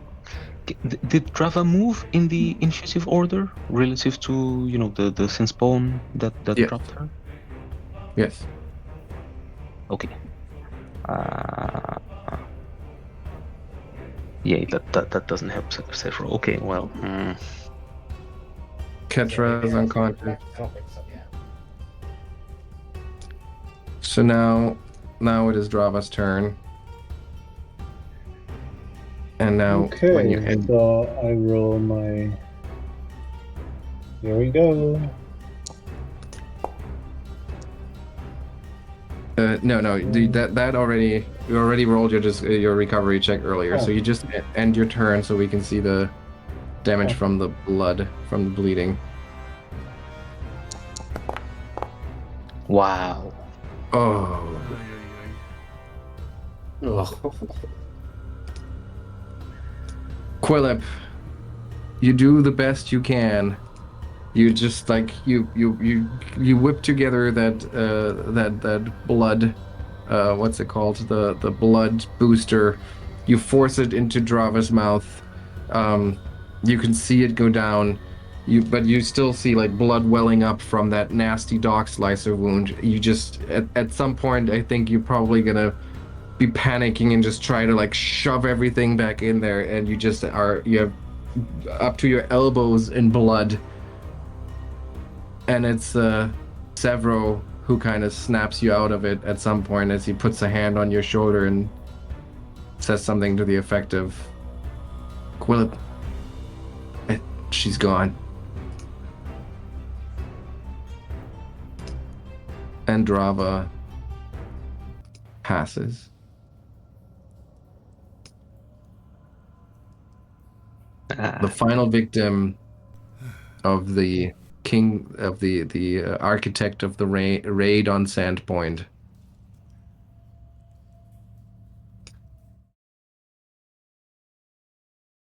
And we'll leave it at that. Ugh. Well, All right. Well, on that happy note. Ugh, that's miserable. Sorry, man. Yeah. All right.